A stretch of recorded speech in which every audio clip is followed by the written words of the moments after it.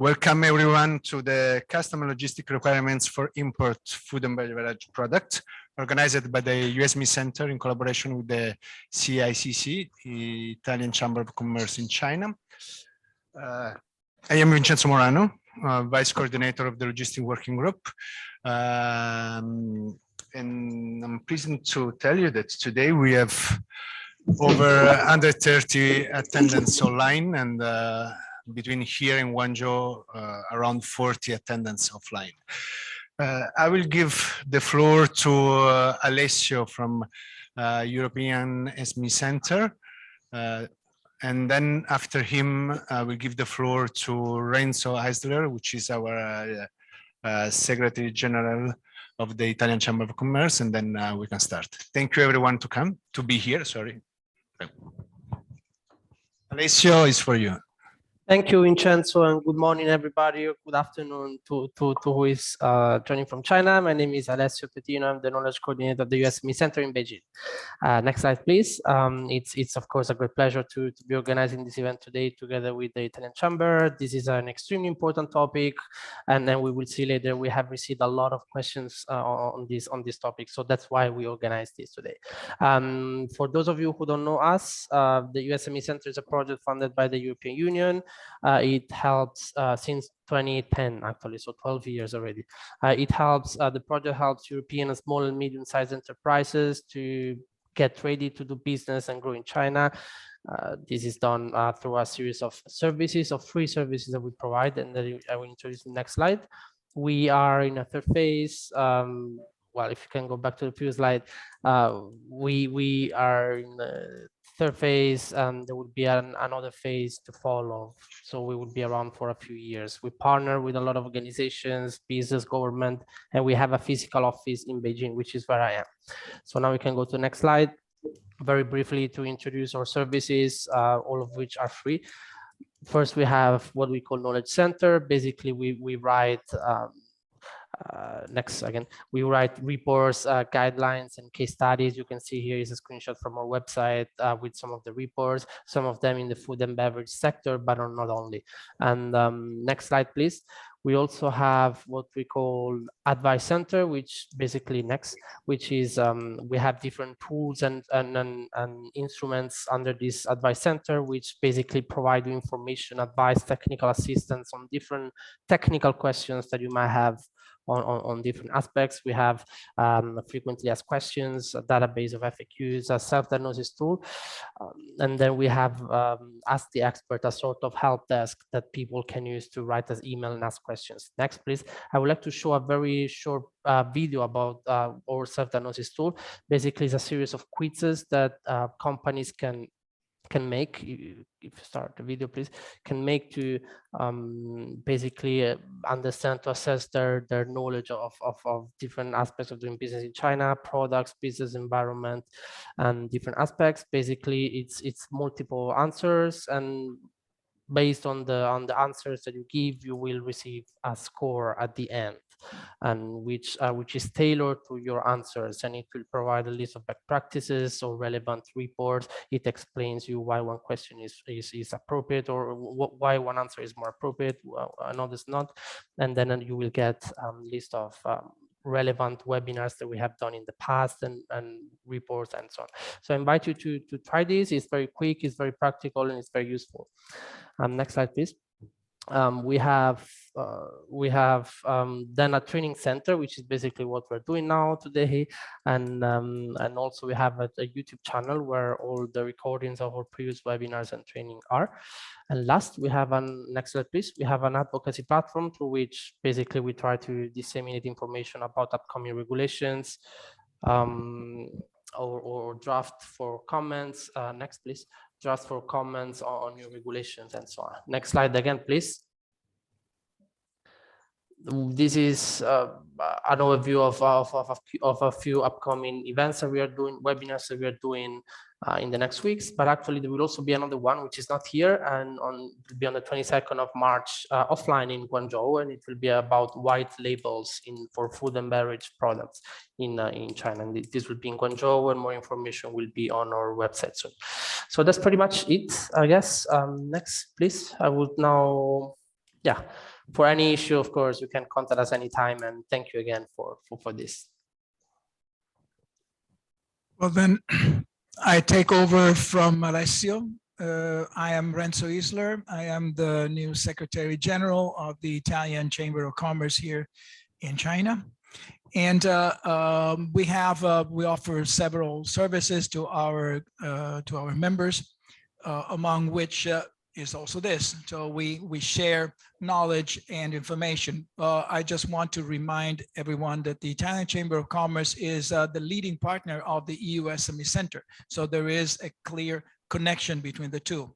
And what Alessio showed you before, it is something that I could recommend all of you to use, because there is a wealth of information there, which is given to you for free because it's coming from a grant from the European Union.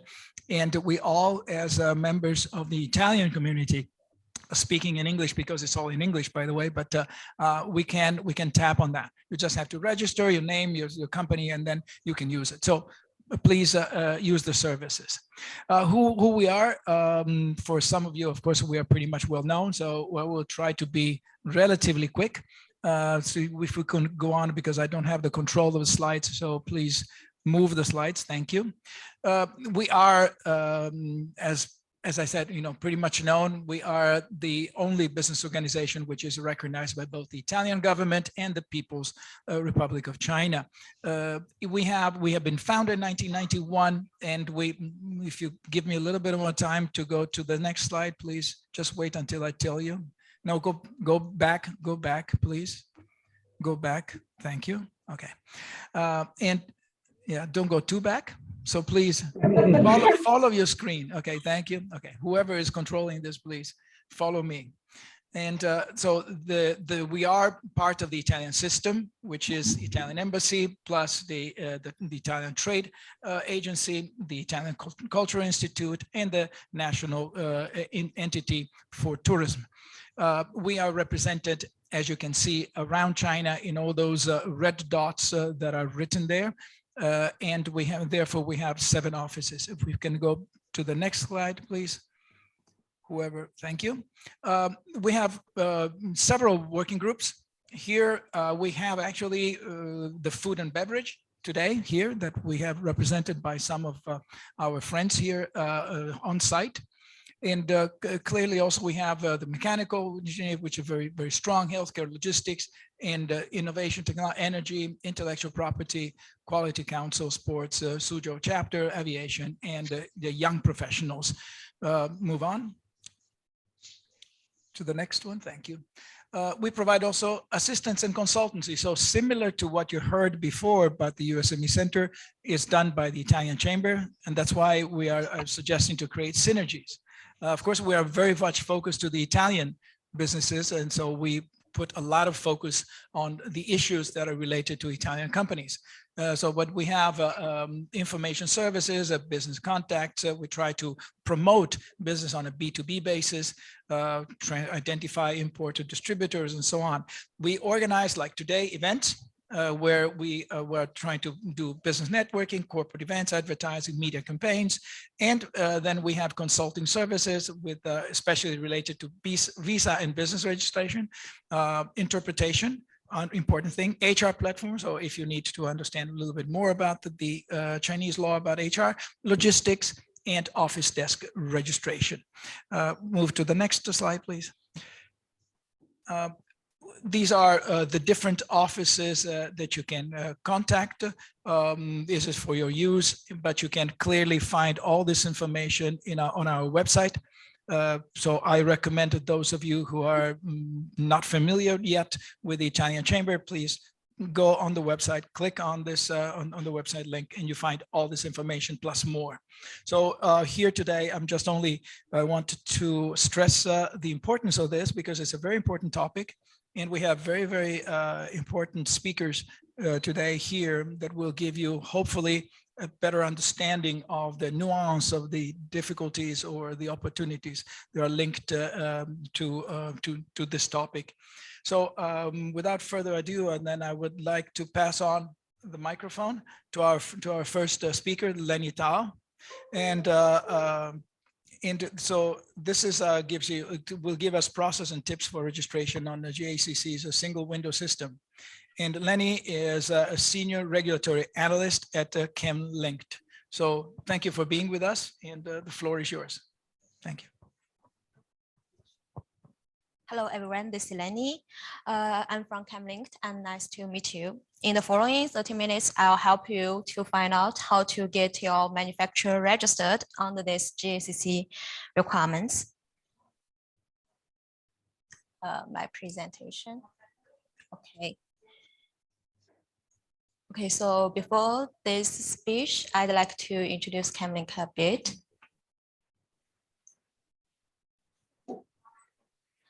Okay. Yeah. Please allow me to use 30 seconds to introduce what ChemLinked is and what we provide, since some of you may be not very familiar with ChemLinked. ChemLinked is an information platform which belongs to Reach24H consulting group for global food manufacturers. Relying on our own technical advantages and resources, we provide one-stop importing services for overseas enterprises, such as regulation monitoring, market research, training, product registration and filing, ingredient review, regulation translation, etc. So we also provide the service of the GACC registration, which we will mention today. Okay, let's get back to our topic today. This is the major contents of my presentation. Since many of you may already have a basic understanding of the GACC food manufacturer registration, so I will skip the first part.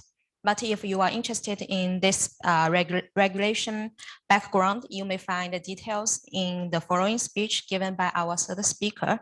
So I will go straight to the second part, and we'll share with you how to apply for the registration through the single window registration platform step by step, and also give you some tips and suggestions. Okay, as I said, I will skip the first part. Okay, so how to get the manufacturer registered? First of all, you need to ensure which supervision type your products belongs to. It will determine the following registration method. Let's take a quick look. To better ensure the food safety, China Customs, we also call it GACC, divided the supervision of foods in two types. In the left column, we can see 18 food categories, such as meat, nuts and seeds, dairy, vegetable oil, etc. And such foods are considered with a higher food risk than other regular foods. And the manufacturer registration of them should be recommended by the competent authority in their exporting country as specified in Decree 248. So for other foods like biscuit, processed products of nuts and seeds, manufacturers can finish the registration by themselves. We also call it self-registration. After finding out which supervision type your products belongs to, then let's see the corresponding registration methods. GACC launched a registration platform last year, which is cipher.singlewindow.cn.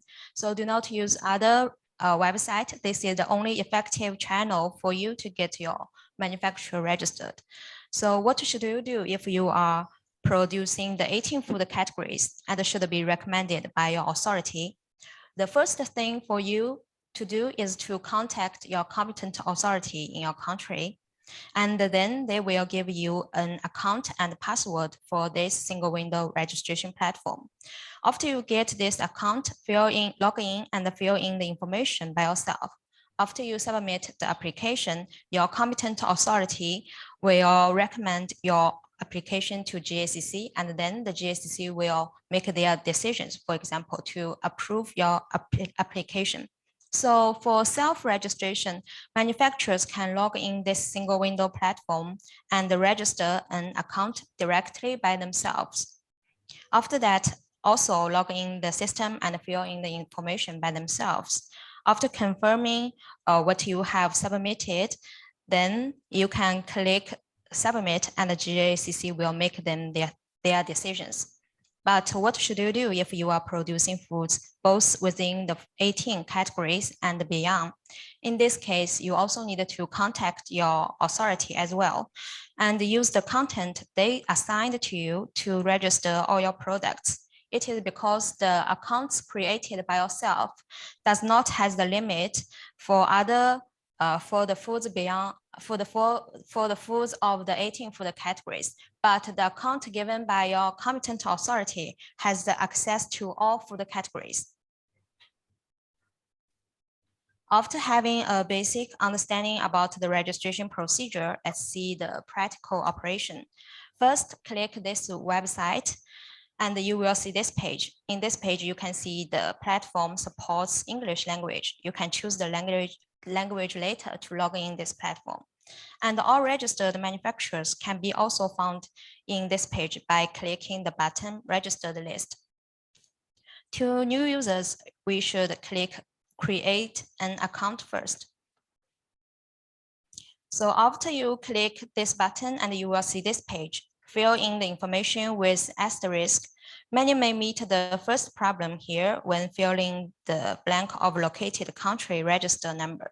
To fill in this blank, you need to confirm this number with your competent authority. For example, in US, it could be the FDA enterprise identifier number. So it is important to fill in the blank correctly. So do not put in the number randomly here by yourself. And then after you get this account, remember to choose the English language and log in this system. And you will see this page in English. I'd like to introduce the functions here a bit. From the top to the bottom of this page, you can see buttons where you can apply for the registration, alteration, renewal, as well as cancellation. The next button, integrated query, is the function where you can see all your submitted applications and their status. Then the next one, product type query, which is very useful to ensure whether your products need to apply for the manufacturer registration or not. And we will talk about it later. The next button is called operation menu. You can take an overview of the English menu first before applying for the registration. And the next button, contact us, where you can find the email address of the technician team of this JCC registration platform. Now let's see the most useful function, product type query first.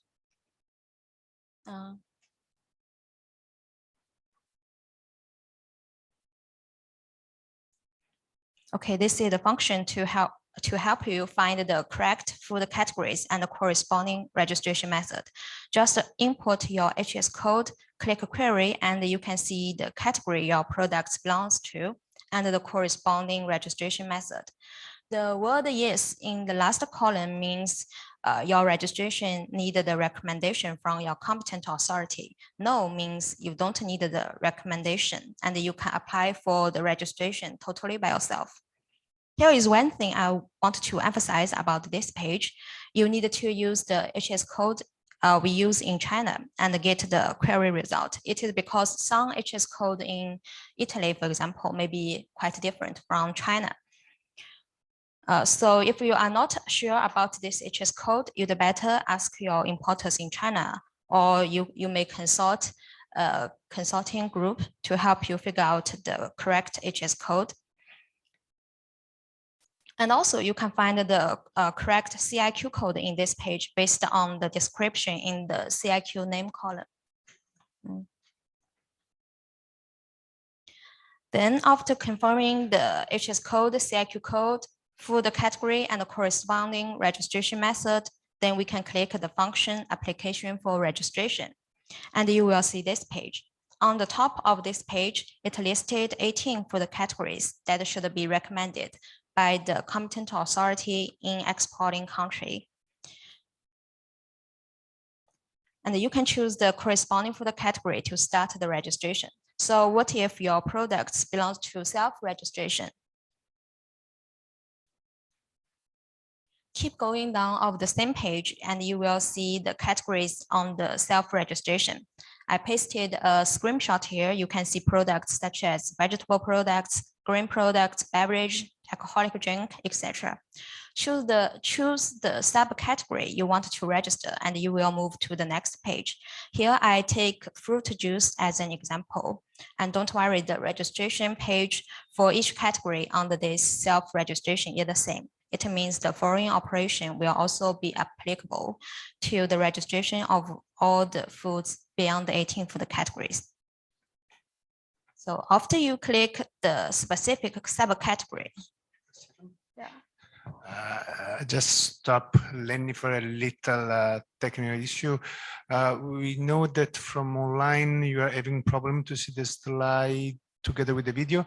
We are trying to fix it, but in the meanwhile, try to switch your view from slide to video.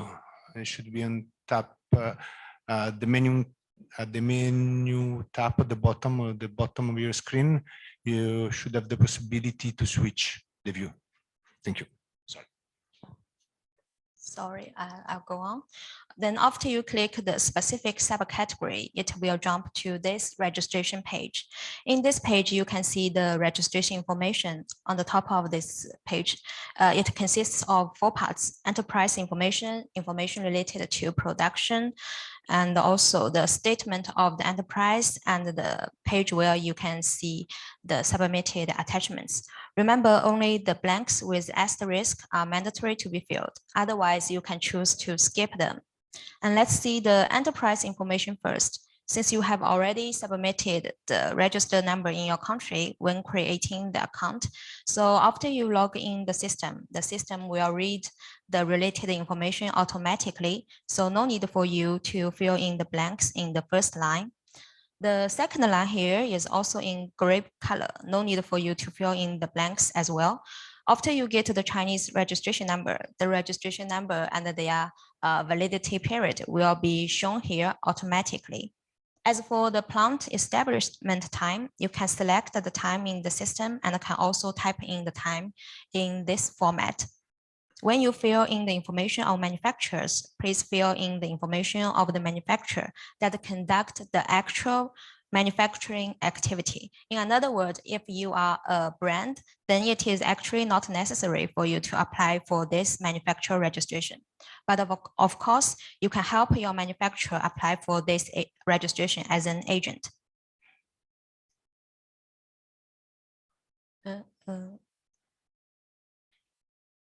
Okay, and keep going down of this page, you can see these items. You need to submit the production certificate related to the enterprise, add the products that you want to register.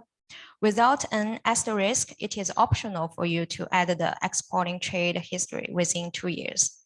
But I suggest you to submit the information as much as you can, because the application will be approved by GACC officials.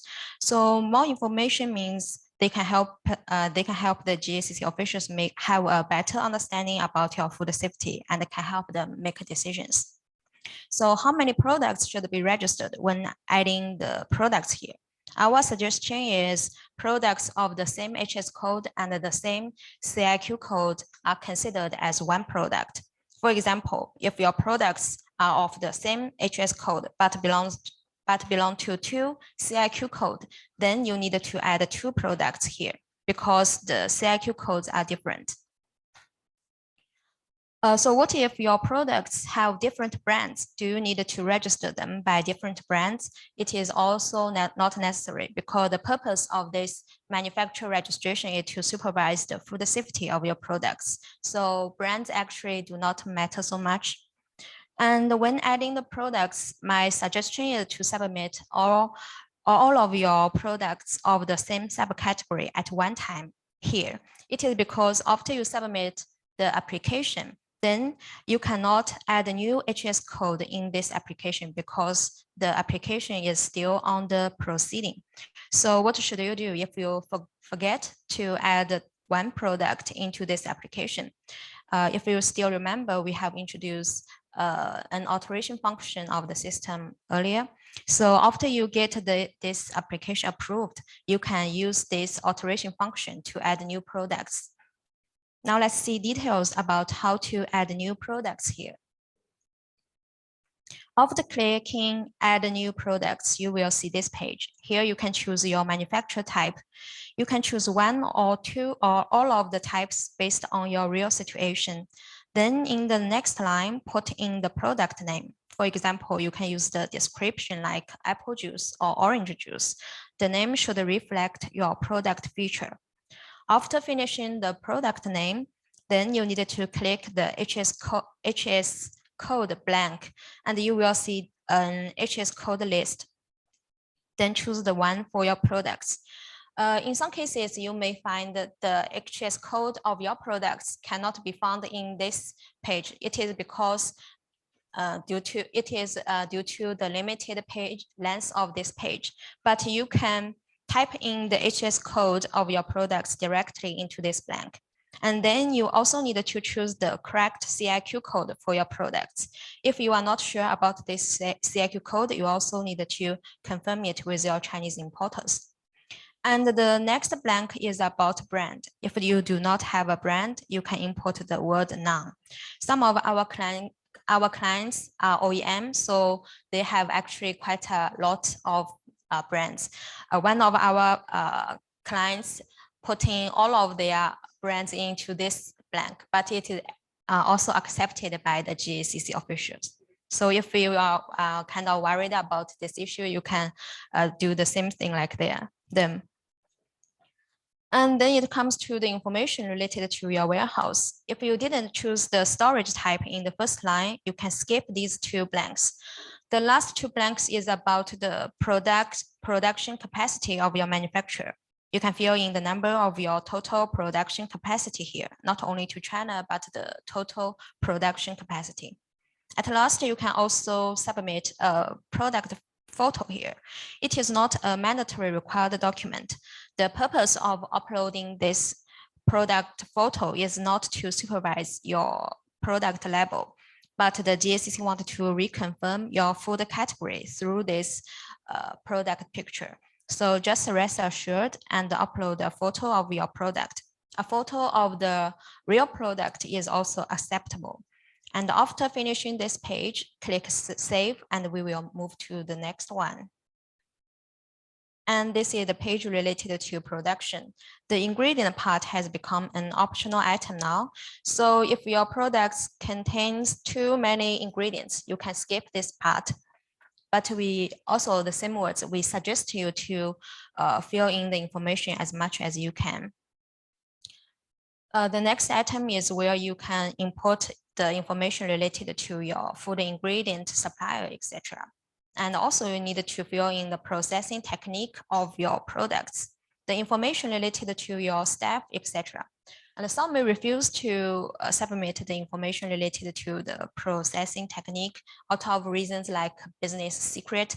But this blank here only demands you a basic description about the processing technique. For example, you can submit the information related to hot or cold treatment, cleaning, etc. A simple description of your overall processing technique is enough. And then you will go to the third page about the manufacturer statement. In this part, you need to click the link to download the manufacturer statement, sign this document and seal, and then upload the scanning copy. The content of this enterprise statement is simple, just to make a commitment. If enterprises do not have a seal, the declaration without seal is also acceptable. We have already helped some of our US clients get the GACC registration number without this seal. And if you also have other questions during the registration, you may email us. If you want, the last page is about the attachment. In this page, you can see the document you submitted in previous steps. If all is fine with the attachment, click preview, and you will see all the information you have submitted again. And after confirming the information, don't forget to click submit. And then the application will be sent to GACC directly. If you want to check the registration number granted by GACC, you can find the answer in this page. Click integrated query and then click application form query. If your application is approved, then the registration number will be shown in the second column. The The approved registration number consists of 2 parts for English letters and 14 numbers. Each food category has one registration number. For example, if I am a manufacturer produce both biscuit and chocolate, then I will have at least 2 products. And in this page, you can also see the application status and the feedback from the GACC authority. And if you are products within the 18 food categories, you can also find the feedback from your competent authority here. Okay, so here I pasted the 16 application status and their explanation here. You can find these explanation also in the English user manual of this registration system. For example, accepted do not mean approved. Accept just means GACC accepted your application and they will start to review your application soon. Besides checking the registration number in the system, here is also a query platform open for the public where your importers can check your Chinese registration number. And of course, you can also view the registration information of other companies in other countries, but only some basic information can be found as displayed here. And after you submitting the applications, here are also some elements worth attention. After submitting the application, GACC will conduct the review. They will choose a single form or a combination form of document review, video inspection, and on-site inspection. The adopted method will be determined based on food risks. At present, most of your products will be reviewed by document review, since these food categories are low-risk foods compared to the 18 food categories. And on-site inspection is also not possible at present due to the reason of pandemic. And once the manufacturer passed the registration, GACC will release their Chinese registration number in the system. So you need to check your system from time to time. After you get the registration number, you need to tell this to the Chinese company who will help you conduct the import declaration, because this Chinese registration number will be filled in the import declaration system. So it means without this number, your food importation to China will be rejected. And besides, for foods produced after January 1st, 2022, which means this year, you also need to label the registration number on the inner and outer package of foods. At last, GACC may also conduct the re-examination to ensure the compliance in the future. Here, many of you are confused of labeling the registration number on food products. So let's see the details. First, according to the regulation, you need to label registration number on the inner and the outer package of food products. Inner and the outer package here refers to the transport packaging and the sales unit of food products. Registration number can be the Chinese registration number or the registration number you get from your country. But from a long-term perspective, GACC suggests that you'd better to use the Chinese registration number you have got and label it on the product. It is because due to the individual registration number systems in different countries, registration number in your country could be the same with others. So, and this will result in trouble during the food importation stage. So that's why GACC suggests you to use the Chinese one, because this Chinese registration number is unique. And let's see a case study here. Suppose you are an enterprise that is selling biscuit products to China, and you need to label the registration number on the transport package and the minimal sales unit. In this case, transport package is a carton. And then the minimal sales unit in this case is the transparent plastic bag, which contains 10 individual packs inside. So you need to label the registration number on it. For the packaging of the 10 small individual packs, since they are not for sale, then it is not necessary to label the registration number on them. So must the registration number be printed on the package? The answer is to regular food, you can use stickers or label the information by printing. Both forms are okay. And for products like health food and the special dietary food, then the label must be printed before the exportation to China, as per Decree 248. So what about the label size and position? For the labeling on the transport package, it depends on you. You can put the registration where it can be seen easily, and the size is up to you as well. For the labeling on the sales unit, you should follow GB 7718. This is a national standard for prepackaged food labeling in China. I suggest you can add the registration number together with the information on the original Chinese label. When adding the registration number on the package, we also advise to add a description before this Chinese registration number. For example, you can add the description like Chinese registration number, and it will be easier for consumers to understand what these letters and the numbers stand for. If you need to alter or renew the registration, the needed documents for alteration renewal are listed here. And the Decree 248 also specifies the situation of suspension and withdrawal. I will skip this slide and you can read the details after the webinar. Okay, to summarize my speech, I want to share with you some frequently asked questions I got from our clients. The first problem you may meet is you cannot find your HS code in the function product type query. It may be due to 3 reasons.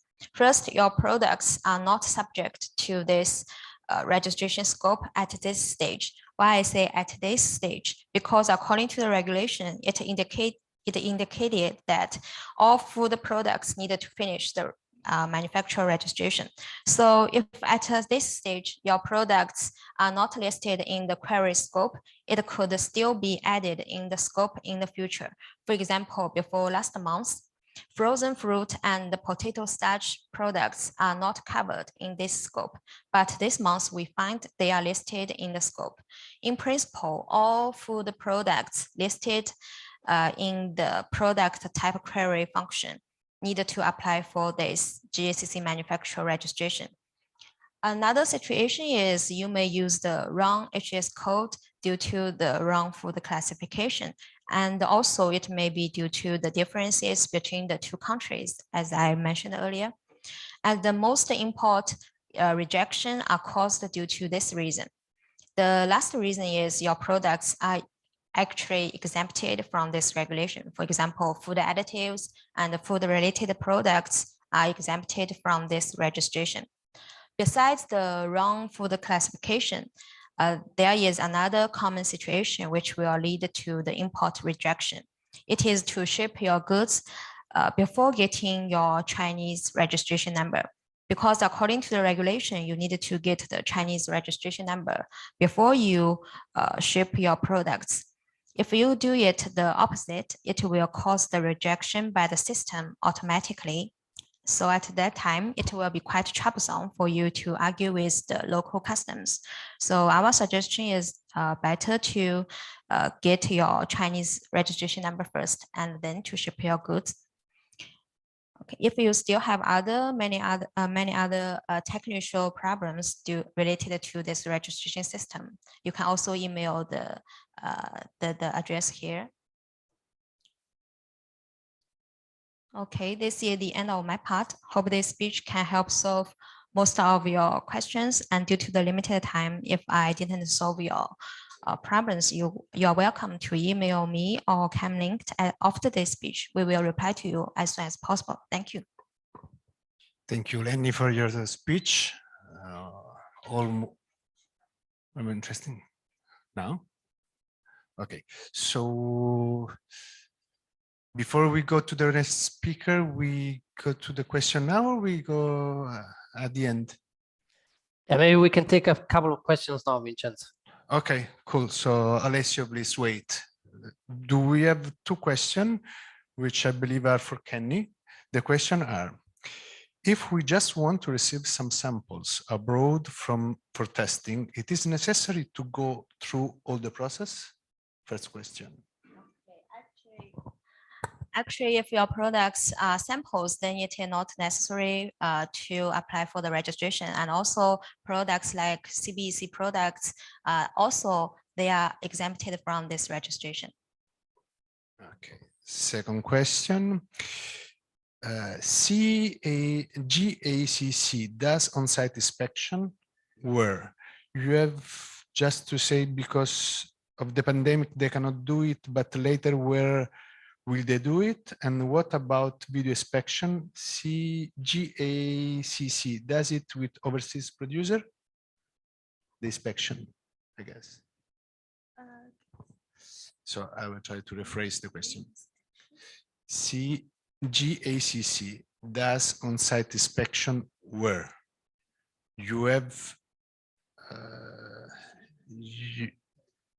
you have just said because of the pandemic they cannot do it, but later where will they do it? And what about video inspection? Does it with overseas producer?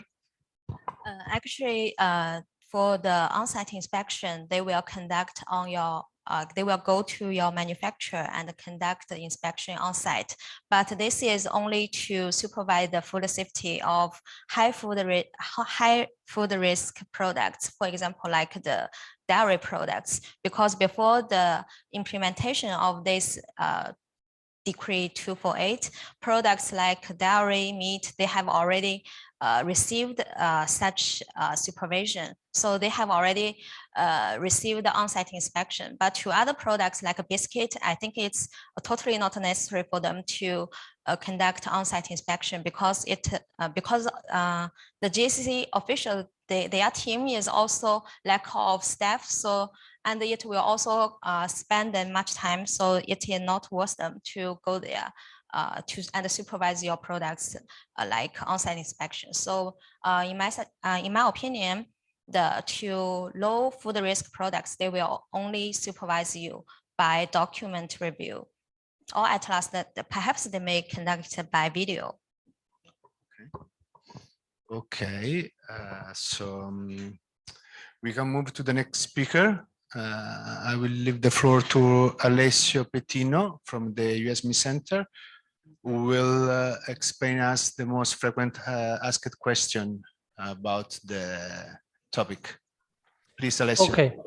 Thank you, Vincenzo. So yeah, well, first of all, I would like to remind everybody that we're going to share all the slides after this webinar to the participants, and also upload the recording of the webinar to the participants, to our YouTube channel. So if those of you who were experiencing some issues at the beginning can rewatch it and can read the slides, and then if there are questions, reach out to us without any problem. So now what I'm going to do now, also Lenny in the last part, she mentioned a few of the frequently asked questions that she received from the clients. We actually, as EU SME Centre, we're also, we received dozens of questions on this topic starting from September, October last year. Here, I'm going to introduce those which occur more frequently, just to give you an idea. But of course, you have to remember that there are hundreds of cases, and each might have its own peculiarities. Here is just a summary of the most frequent one. So next slide, please.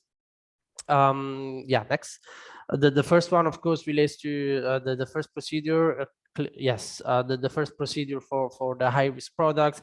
There have been some companies from Belgium, Italy, Sweden asking us which is the competent authority in my country that I should go to ask for this. Well, the answer is that I don't know. Usually it's the health authorities in your countries, but this can be different in different countries, so it depends. You can also ask actually the embassies of your own country in China. They are very familiar with this, and they've been following this issue very closely, so they will be able to assist.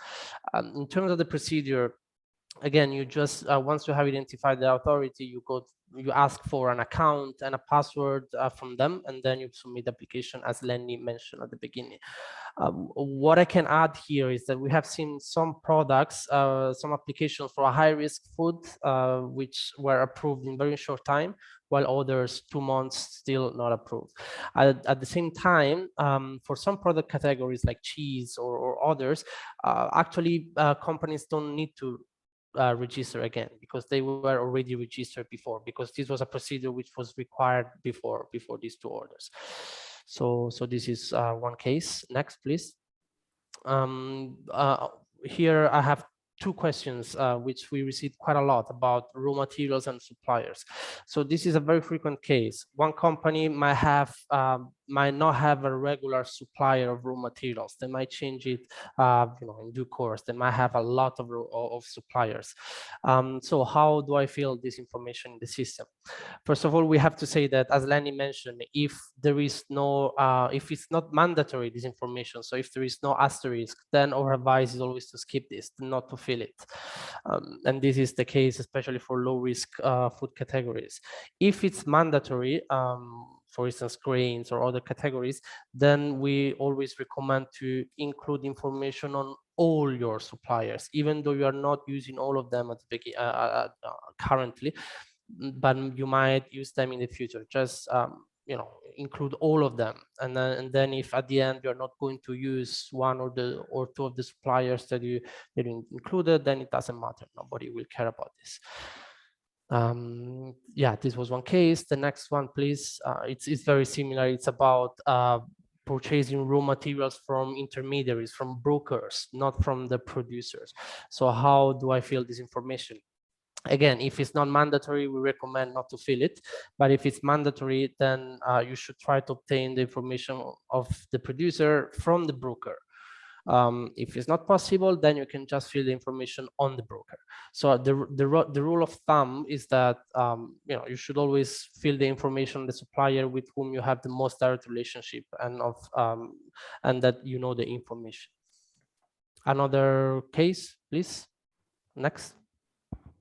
Another very frequent question is that I export a food or beverage product, but I don't actually produce it. So should I register on the single window system? The answer is no, you don't need to register. Of course, the manufacturer of the product needs to register. Can you show the answer, please? The manufacturer of the product needs to register, of course, but the company that export the product doesn't have to. This doesn't mean that they don't have to do anything. No, they should do another type of registration, which is a registration as exporting company, not as manufacturing company. And the link here is another system, and the link is here, the second link at the bottom of the slide. Next slide, please. This is a very, very common issue in Europe. So one company has one product which is partially made in one country, let's say Italy, and then it's finished. The same product is finished in another country, let's say France. So which one is the company that needs to do the registration on the single window? The answer is, if you display the answer is that in general, the rule of thumb is that the company that completes the finished product, so that the finalized product, is the one that needs to register with JCC. And of course, if it's mandatory during the registration process, then the company can fill the information about all the raw materials or the other suppliers, and so of the other company in the system, if it's mandatory. So basically, it's the same thing of the country of origin certificate. Basically, the country, the company located in the country of origin of the product will need to be the one registering. Next, very similar case. There is one company A, that purchases raw materials and packaging materials, but then all the entire production process is outsourced to another establishment belonging to company B. And this establishment could be in the same country or in another European country, it doesn't matter. So on the package of the product, it is specified that the product is produced and packaged by company B, which is of course different from company A. However, company A still owns the brand and the trademark of the finished product. So the question is, which one is the company that needs to register, company A or company B? The answer is very similar to the previous one. It's company B. Our understanding, at least, is that it's company B. But of course, company A, as owner of the brand and probably as exporter of the product, will still need to register as exporting company in the other system that we showed in a previous slide, but not as manufacturing company. Yes, please, on this question. There was a question, we received this question a couple of times actually. So in Europe, it's very common that business identity documents that you need to submit as part of the registrations are not issued in English, are issued in Spanish, Italian, or other languages. So is it okay to submit these documents in Spanish during the registration process? The answer is no. You have to submit in English or Chinese. If you don't have them, then you should make translations and have them notarized, unless your country has a bilateral agreement with China, which stipulates that all documentation and everything can be submitted in other languages. Then in this case, you can follow the bilateral agreement and submit it in the languages stipulated by the agreement. Otherwise, English or Chinese. Next question. I have another one. Yeah, it's very common. Sometimes people, some companies, when do the registration, they don't add all the products. They maybe only add 1 or 2 products in the registration, but they have other products that if these products need to be added, then you can just edit. You can apply for modification of the registration, and then you can add the new product as long as they're within the same category. The only thing is that you can do it. You can only do it when the application when the application has not yet been submitted, so it's only saved, or when you have already received a code, when it's already approved. If the application has been submitted but hasn't been approved yet, then you cannot edit it. You have to wait until it gets approved or rejected. At the same time, we also heard there were a lot of IT issues at the beginning. Now I think they're all pretty much solved, but at the beginning, in the first few weeks of this new regulation, the system was a mess apparently, and some functions, some buttons were not working properly. Sometimes it doesn't work with other. It only works with Chrome, Google Chrome, and so on. So it's suggested that when you submit the registration at the first time, you include all the products you have already at the first time, because otherwise there might be some delays and so on. At the same time, another case actually which we received yesterday, and there is this company that has already received the code from JCC for one of the products. Now this company needs to change the information about the company. Basically, they have to change the name of the company, and they're asking if it's possible to do it. The answer is yes, it is possible to change the name of the company registered in the system. But there are some informations which you cannot be changed. For instance, if you change the legal representative of your company, if you change the address of the production site, or if you change the registration number of your company in your country of origin, then you cannot modify your registration. You have to start if you have to redo it from scratch. And this is actually, as Lenny pointed out, this is Article 19 of JCC 248. Again, there are many other cases, and if you have some doubts, you're very welcome to write to us and present your case, and we will try to provide an answer to this. So these are just some common issues. Again, there are hundreds of cases. You're very welcome to reach out to us if you have any questions. That's it. I think that was the last question. Yes. Thank you, Alessio. All very interesting. Before moving to the next speaker, I would like to, I have some questions actually, and I would like to have some for you and some for Lenny here. If you allow me, I will go with the first one, unless there is other question first, which is, we talk about manufacturers, okay, which are interesting from GACC 248, 249, but what about the stockhouse? the storage entity. So yeah, GACC 248, 249 apply to manufacturers, to companies that manufacture, store and transport products. And so far the focus has been pretty much on the manufacturing companies, but we had one case a few days ago of a company that was not, this company only stores some products which are manufactured by another company. And this company came to us asking, should I register? Should I do the GAC registration, the GACC registration? Yeah, and if yes, what code should what GACC code should I stick on the product? Should I stick the code of the manufacturing company, or the code of the storage company, or both? So this was a tricky question. We actually called GACC operators, and after 5 days and 10 people, they managed to tell us that they don't know. Our interpretation is that basically, unless the product has very strict storage requirements like refrigeration or certain humidity or peculiar conditions of storage, then products don't need to be, then storage companies don't need to register if it's, you know, standard and normal storage condition. And in any case, just I think the manufacturing company, the code of the manufacturing company is the one that is, at least at this stage, is the most important one, the one that is that the customers pay more attention to. But again, I think Lenny maybe might have encountered this issue as well, so maybe she might tell you more about this. Yes, first we have to know that why storage facilities also be subject to this registration scope. It is because the storage condition, like frozen condition or refrigeration, they will influence the food safety of your products. So that's why storage facilities are also included in this manufacturer registration scope.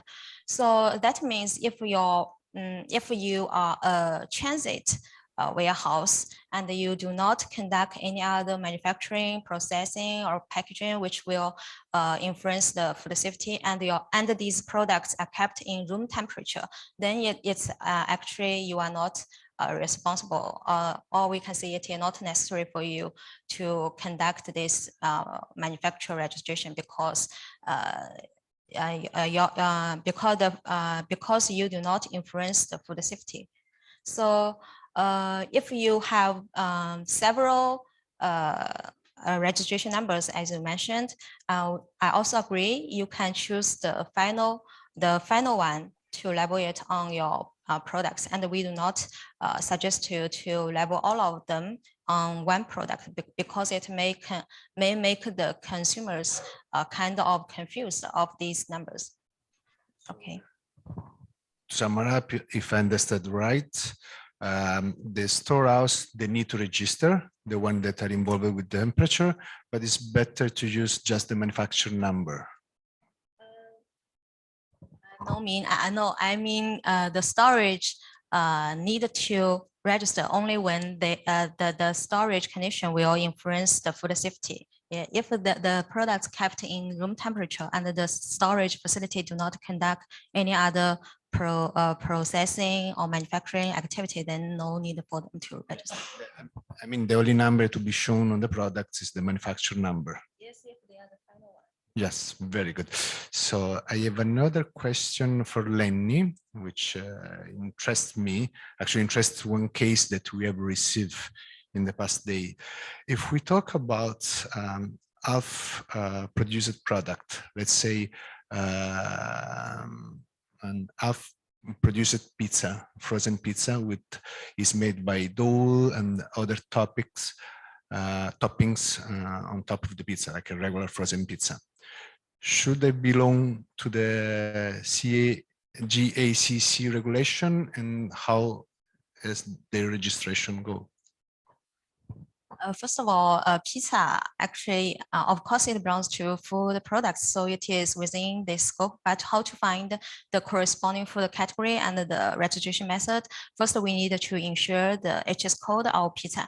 After checking the GACC, they have a book for the HS code. Pizza, if they are pre-baked or already baked, then it can be belong to 1905.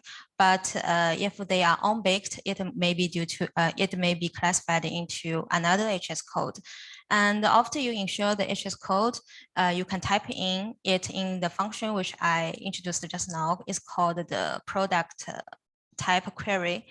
After you import the HS code, and you can find a list of products, and after you read the CIQ name description, and you can find the correct CIQ code and HS code for your products. But sometimes the same HS code may could be classified into various product category. For example, the 1905 we use for the pizza, it could be subject to the grain products, or it can also be listed under the biscuit bread product. So at that time, you need to confirm the CIQ code to help you to find the correct food category.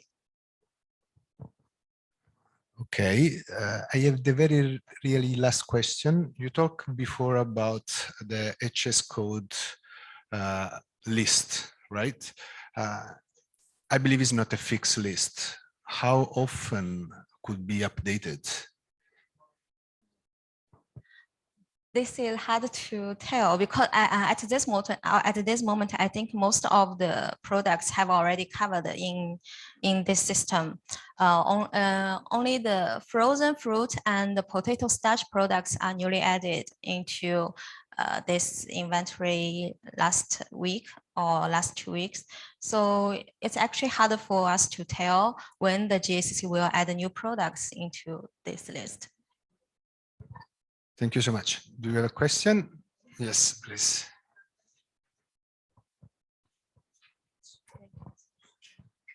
So we have a pasta manufacturer, and he registered in December. And I checked on the website. It is accepted, but never approved. The reason is waiting for the expert to check, but I don't know how to check.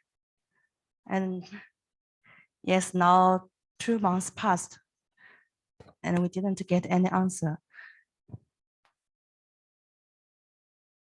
What product is this? Pasta. Is it like with meat inside stuffed pasta? No meat inside. Yeah. So it's strange. It's a normal product, but Yes. yes. Maybe one very beautiful microphone, and the other one is less beautiful. Actually, it is kind of common to see in the past weeks, because it is still hard to tell when the GACC will approve it, because as we said just now, accepted do not mean they approved it, just because they start to review your products. It could be related to multiple reasons. For example, if there are too many applications, then the GACC will be slower for them to proceed with them. But if you want to carry the GACC, you can try to write this question to their email, as I shown in these slides.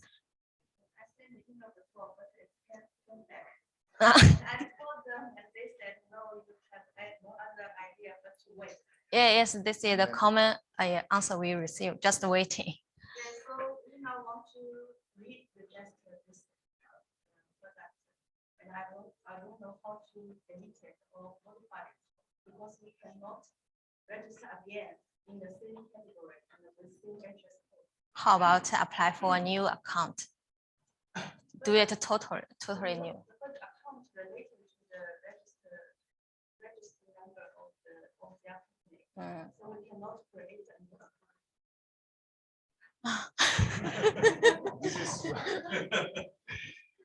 This is the strange of the new regulation, because it just starts. So I think many of us, all of us, we have plenty of experience with imports in China, which is not that easy.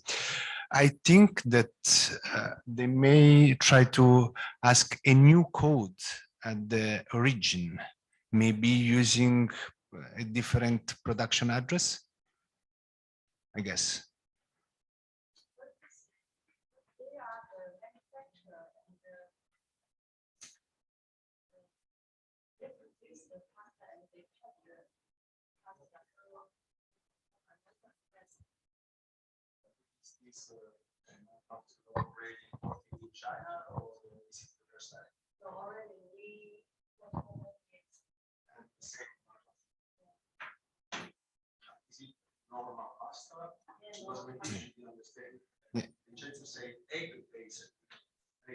Fresh pasta, or is it normal pasta?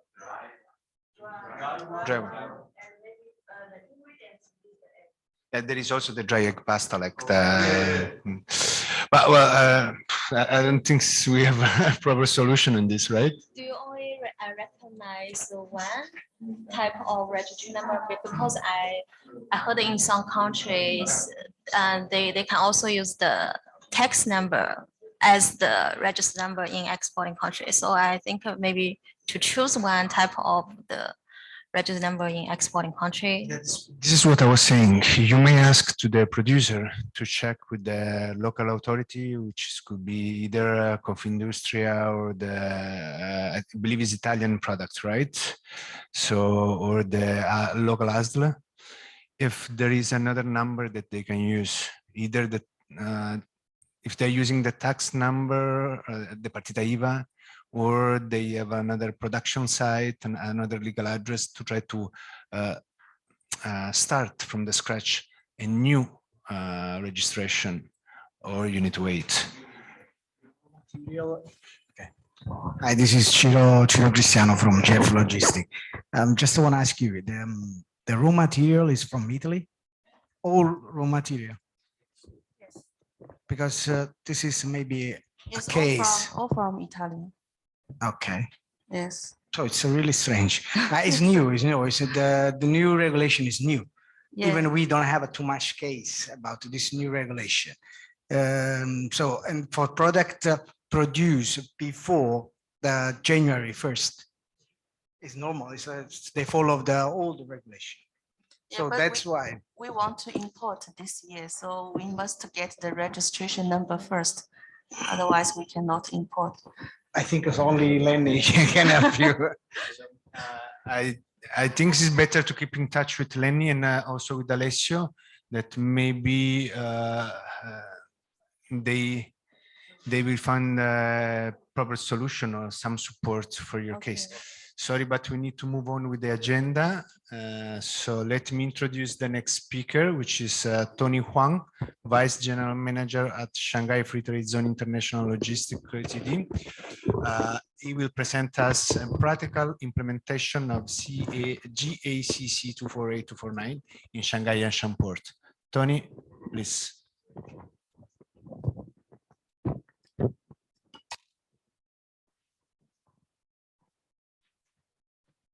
大家好，我是 Tony， 来自临港集团，很高兴在这次线上研讨会上和大家分享中国进口食品的法规。说到法规，其实是一个非常大的概念，那内容很多。那如果详细讲解的话，30分钟也远远不够。那根据今天的主题，就最近大家关注的2个最新的法规做一些分析。Good afternoon. This is Tony from Shanghai Free Trade Zone International Logistics. I'm so glad to share in this online seminar with you about the regulations for imported food to China. Talking about the regulation is quite a big concept, a lot of content. If in 30 minutes, I think it's not enough for us, but according to today's agenda, I will be glad to give you some analysis on two recent regulations. Please next. 248号公告的第1条是关于本规定立法的目的和立法的依据的规定。第2条是关于本规定适用范围的规定。那么本规定的食品的定义是什么呢？为什么要制定此法规呢？其实食品是指各种是供人类食用或者饮用的成品和原料，以及按照传统既定是食品又是中药材的物品，但不包括以治疗为目的的物品。而食品生产加工及食品贮存均是影响食品生产安全的重要环节。例如，对于需特定保存储藏条件以及散装的食品，如温湿度、贮存环境控制不当，易于引起食品腐败、变质或污染的产品，导致食品安全问题。因此，向中国境内出口食品的境外生产、加工、贮存企业均适用于本规定。Article 1 of Order 248 is about the legislative purpose and the base of these regulations. Article 2 is about the scope of the application of the regulations. So what is the definition of food in this regulation and why is it formulated? As a matter of fact, food refers to various finished products and the raw materials for human consumption or drinking, as well as articles that are traditional both food and Chinese medical materials, without including articles for the purpose of treatment. Food processing and food storage are both important links that affect food safety. For example, food that requires specific preservation conditions and bulk, such as improper control of temperature, humidity, in a storage environment. It is easy to cause food spoilage or contamination of products, resulting in food safety problems. Therefore, these regulations are applicable for exported food which oversee production, processing, and storage to China. Next. 大家现在看到的是公告的第3条和第4条。关于第3条是关于进口食品境外生产企业注册管理体制的规定。该条规定明确海关总署统一负责进口食品境外生产企业的注册管理工作。那么海关总署都是做哪些工作的呢？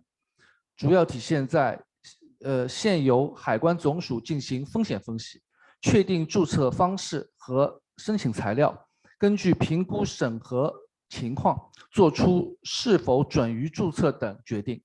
对于获得注册的进口食品境外生产企业给予在华注册编号，统一公布获得注册的进口食品境外生产企业名单。What you are seeing now is the 3rd and the 4th articles of this order. Article 3 is about the management system of overseas manufacturers of imported food. This article clarifies that the General Administration of Customs, that is GACC, is responsible for the registration and management of overseas manufacturers. So what will the GACC do? Is it mainly reflected in the risk analysis carried out by the GACC to determine the registration method and application materials? The decision on whether to approve the registration depends on the evaluation and the review, and the registered overseas manufacturers will be given a registration code in China. In the meantime, the list of registered overseas manufacturers will be published. 公告的第4条是关于进口食品境外生产企业注册义务的规定。根据《中华人民共和国食品安全法》，相关规定应用源头管理的理念，对全部类别食品境外生产企业实施注册管理，与我国内食品安全监管要求相一致，进一步保障进口食品安全。Article 4 is about the registration obligations of overseas manufacturers of imported food. according to the relevant regulations of the law for food safety of the People's Republic of China, the concept of source management is applied to implement registration management for all types of food overseas manufacturers, which is consistent with Chinese domestic food safety supervision requirements for further ensure the safety of imported food.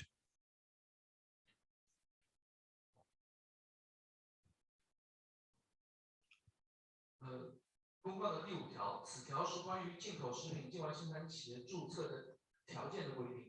规定的内容如页面所示，进口食品境外生产企业注册申请注册，应按照符合本列明的条件相应条件：第一，确认企业所在国家地区食品安全管理体系是否已经通过海关总署等效应评估审查，如不明确的，企业应联系在其国家地区主管当局予以明确。第二，企业应确认自身具备所在国家地区主管当局批准的资格，并且处于其有效监管之下。Article 5 is about the conditions for the registration of overseas manufacturers of imported food. The content of the regulation is shown on the page. When an overseas manufacturer applies for registration, it should meet the corresponding conditions listed in the article. First, to confirm whether the food safety management system of the country or region where the manufacturers are located has passed the equivalence assessment of the review of GACC. If not clear, the manufacturers should contact the competent authority of the country region where located to make it clear. Second, the manufacturers should confirm that it has a qualification approved by the competent authority of the country region where located and is under effective supervision. 第三，企业自身应建立有效的食品安全卫生管理和防护体系，其生产和出口符合所在国家地区法规要求。当企业向中国境内出口食品时，其应当落实主体责任，并保证向中国境内出口食品的符合中国相关法律法规和食品安全国家安全标准。第四，企业还应向其所在国家地区主管当局确认是否与海关总署商定有相关检验检疫要求，如是，还应当满足商定的相关检验检疫要求。Third, the manufacturers itself should establish an effective food safety and hygiene management and protection system. Its production and export meet requirements of the country region regulations, while manufacturers exporting food to China, it should implement the main responsibility and ensure that the food export to China comply with relevant Chinese laws and regulations and national food safety standards. Fourth, the manufacturers should also confirm with the competent authority of the country region where located whether they are relevant inspection and quarantine requirements agree with the GACC. If so, it should also meet the requirements of the agreed relevant inspections and quarantine. Please next. 这是公告的第6条。此条是关于进口食品境外生产企业注册方式的规定。前面提到了，根据风险分析，对于不同类别进口食品境外生产企业分类采取不同的注册方式。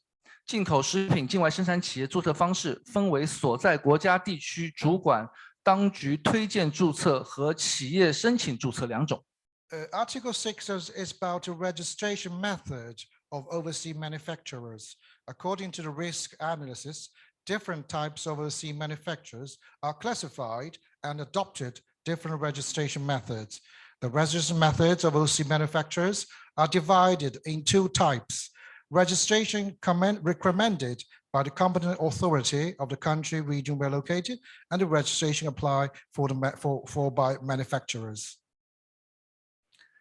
对于不同类别进口食品境外生产企业分类采取不同的注册方式，是基于食品的原料来源，例如动物源性原料、植物源性原料等。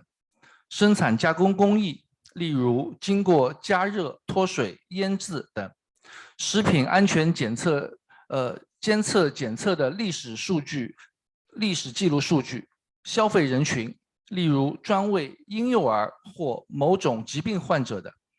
食用方式，例如直接食用或者加热后食用等相关因素，还要结合考虑了国际上不同国家地区食品安全管理状况，参考了不同国家地区对进口食品境外生产企业的管理方式，但随着科学技术、分析方法以及认知的发展进步，未来可能会识别增加新的食品安全风险，也可能会确认某种进口食品安全风险可忽略或可消除。因此，经风险分析或者证据表明某类食品的风险发生的变化，海关总署对于相应的食品境外生产企业注册方式和申请材料进行调整。进口食品境外生产企业申请注册，应当确认自身产品类别，按符合本规定的相应方式提出申请。Different registration methods are adopted for the classification of different types of imported food by overseas manufacturers, which are based on the source of food, raw materials such as animal-derived raw materials, plant-derived raw materials, etc., production and processing technology, such as heating, dehydration, pickling, etc. The historical food record data for safety monitoring and testing consumer groups such as infants or patients with certain diseases, etc.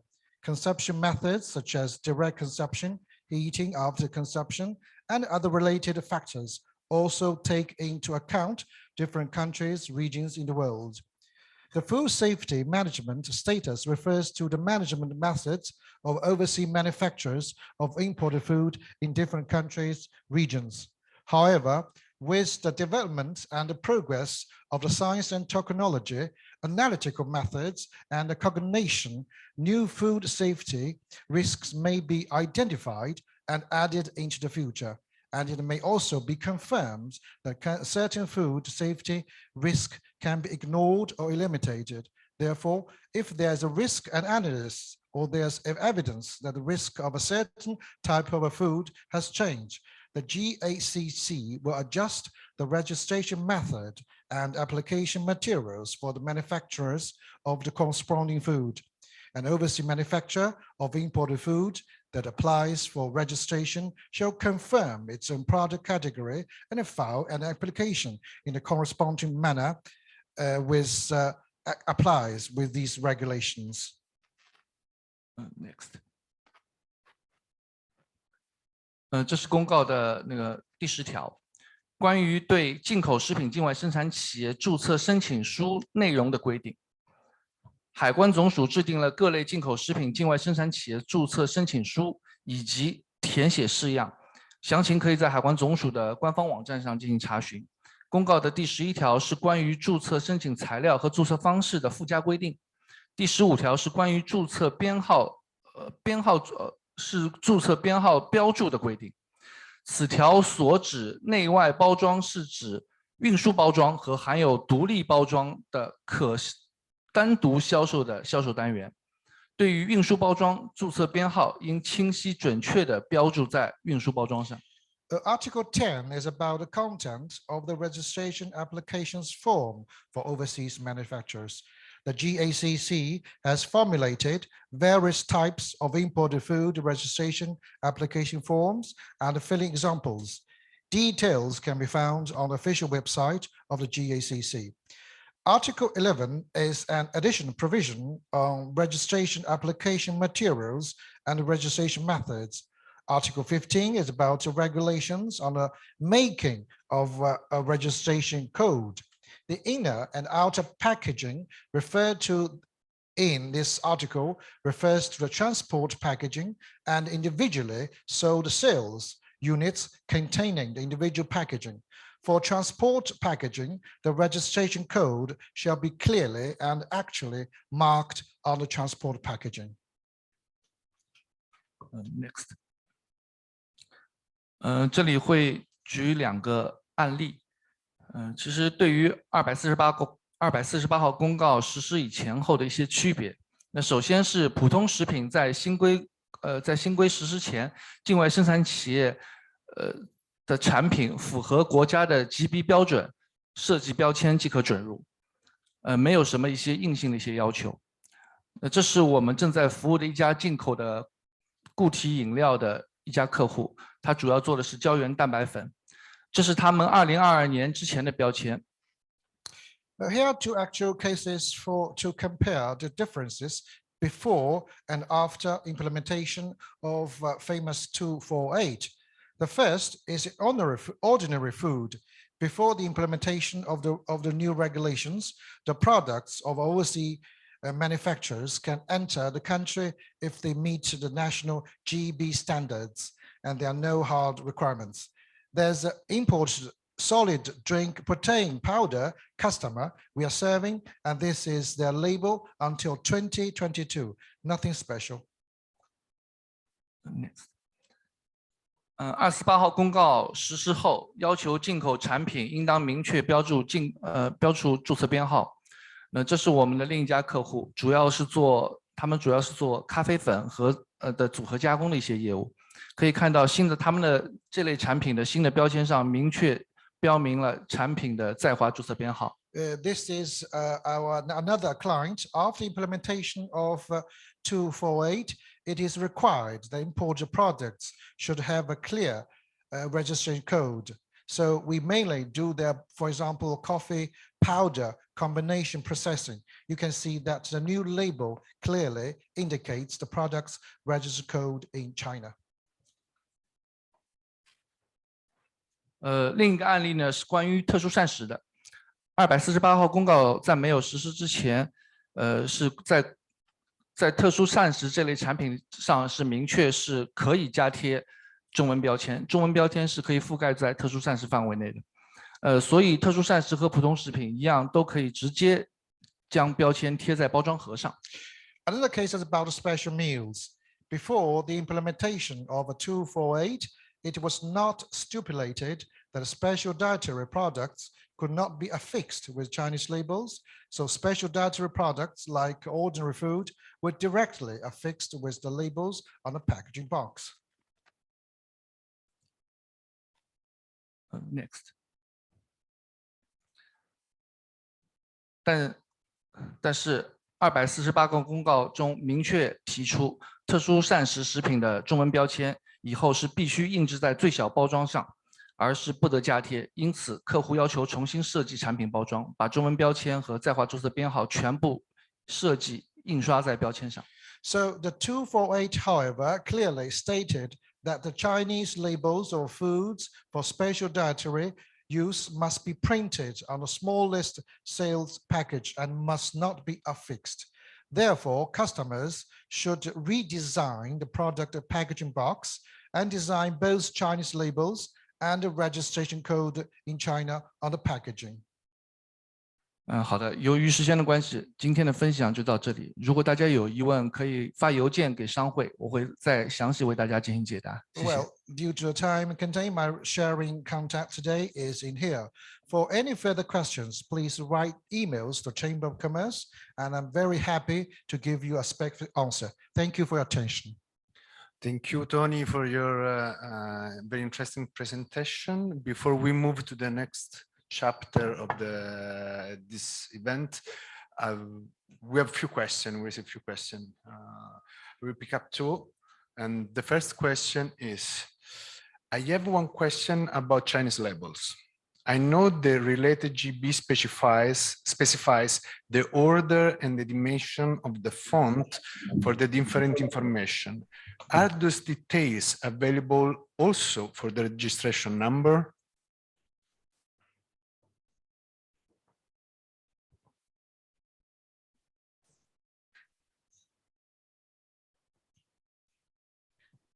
Uh 从这个定义上来说，现在所有的一些国标还是按照以前的审核要求进行相关的一些审核，所以说，你只要按照现行的我们国标的一些要求去设计标签即可。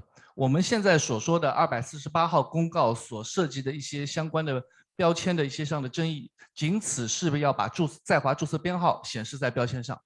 那对于另外一种产品， For example, because of for the labels, because of the Chinese GB standards, you can also require the original applicants. But for the new one, it's only you have shown the number registration code of the label. So this is the difference between the two GB standards and new GAC 248. Yeah, but I think the question is more related to the fact of if there is a fixed font and size font for the number to be shown the label. 在华注册编号可以放在你的生产厂商下面，生产厂商下面就可以。So just under the manufacturer. Below the manufacturer space, right. And the size and font doesn't matter. 字体的大小按照国标的要求即可，因为每种标签的一些要求可能不一样，符合你指定产品的国标要求即可。According to the GB standards. Okay. So the second question is, guess many people will use fake GACC registration codes. Is there any quick and easy way to find out, for example, a QR code to scan to find out instead of checking on the website? .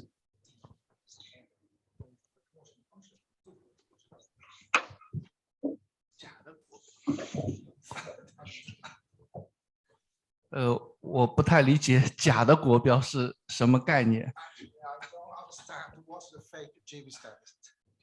No, I think that's more related to the fact that it may be possible that someone could fake the registration number.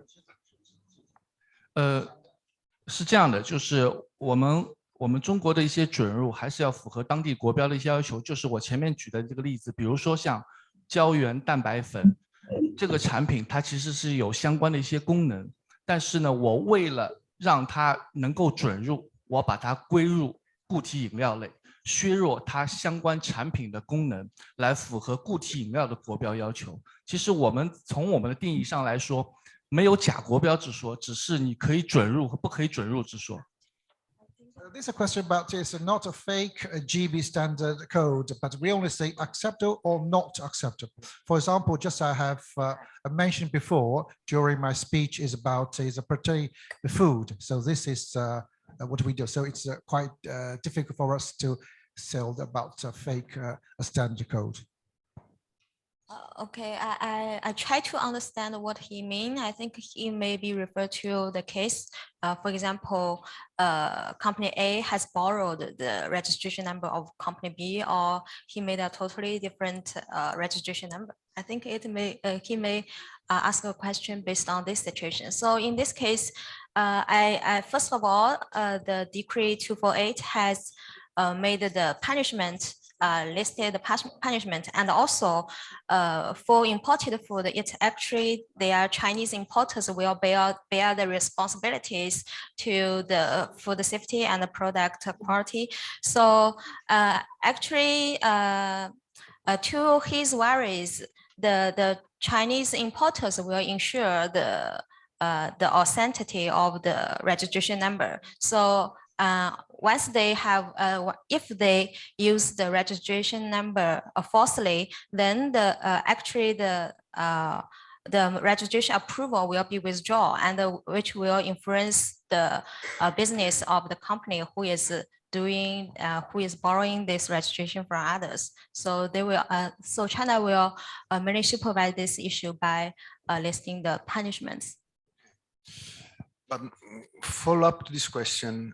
If I am a final consumer and I buy a product and I see the registration number on the Chinese label, is there a way, which is part of the question, I guess, to quickly check if the number on the product is real or not? How I can check the traceability of this product as a final client? Check it on the Cipher Query platform, which I showed in my presentation. Okay. So any question from the I actually have one last question on the labels part. Few months ago, actually at the end of last year, we got a notice from the Wine Federation in Italy, Confindustria Wine, which we should affix the registration number on the original label instead of the Chinese label that you show us in your presentation, which for wine producer is a big issue because they usually label thousands of bottles for all the world. So this means that they need to put the number in the worldwide production.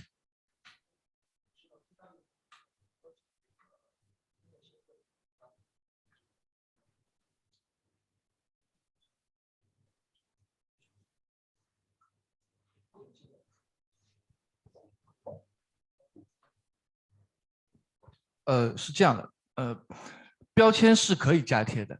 我们说的不能加贴，现在249号公告只是说有2种产品，第一种叫特殊膳食产品，第二种是叫婴儿配方产品，就是叫婴儿特殊膳食配方食品。那这2种食品是不允许加贴中文标签，需要冠体印标。Now, according to the 249, so only two products. One is for the special meals, another one's for infant food that you can have the labels with Chinese one. And otherwise, you can affix on it. So only for 2 kind of products in the order 249. Thank you. And also healthcare food. Okay, thank you. So I think that we can move forward with the next chapter of the event. I will introduce now 2 beautiful people from the logistic working group. They are 2 forwarder, one based in Shanghai, Ciro Cristiano from GFL Logistics, food specialist. The other one is Owen Chen, based in south of China, manager of Ventana Serra Freight Forwarding. What we will try to do with both Cristiano and Ciro is to go deeply in what we have find to be 4 topics, for aspects related to the topics that we are talking today. So I would like to ask to both of you, Ciro and Owen, these 4 questions. Current regulatory impact and vision of the Chinese regulator for present and future imported goods, maximum traceability and consumer protection. What is your opinion? Shanghai and North China area, POD Tianjin Xingan, service times, congestion for disembarkation, custom time management, frequency of custom visit, custom flexibility, European connection to Shanghai, Tianjin, South area, Shenzhen, Guangzhou. I mean, if you have insight about it, how is affect the service in transshipment, direct delivery at delivery times? And last but not least, considering the case of Australia and Lithuania as subject not often understood by companies, but what changed for realities of the target countries and their companies? So if you agree, Ciro will start and then Owen will follow. Okay, good evening. Can I introduce me again? I'm Ciro Cristiano from GF Logistics. Okay, from the first question, I just want to follow Lenny and Tony. They are talking about the 2 regulation, the 2 new degrees, 249 and 248. So come to start from the January 1st. About the traceability, it's very important for safety and the protect the final consumer.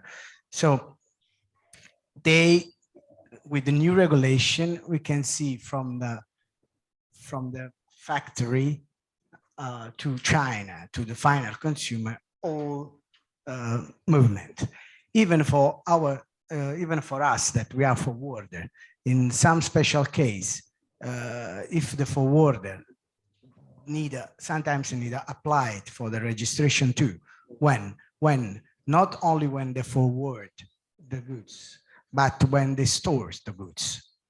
For example, if we store the goods in China in the free trade zone, so we need applied registration too. So this is very important for the final consumer to see all trip, all movement from the and who handle the goods. Owen? Yeah.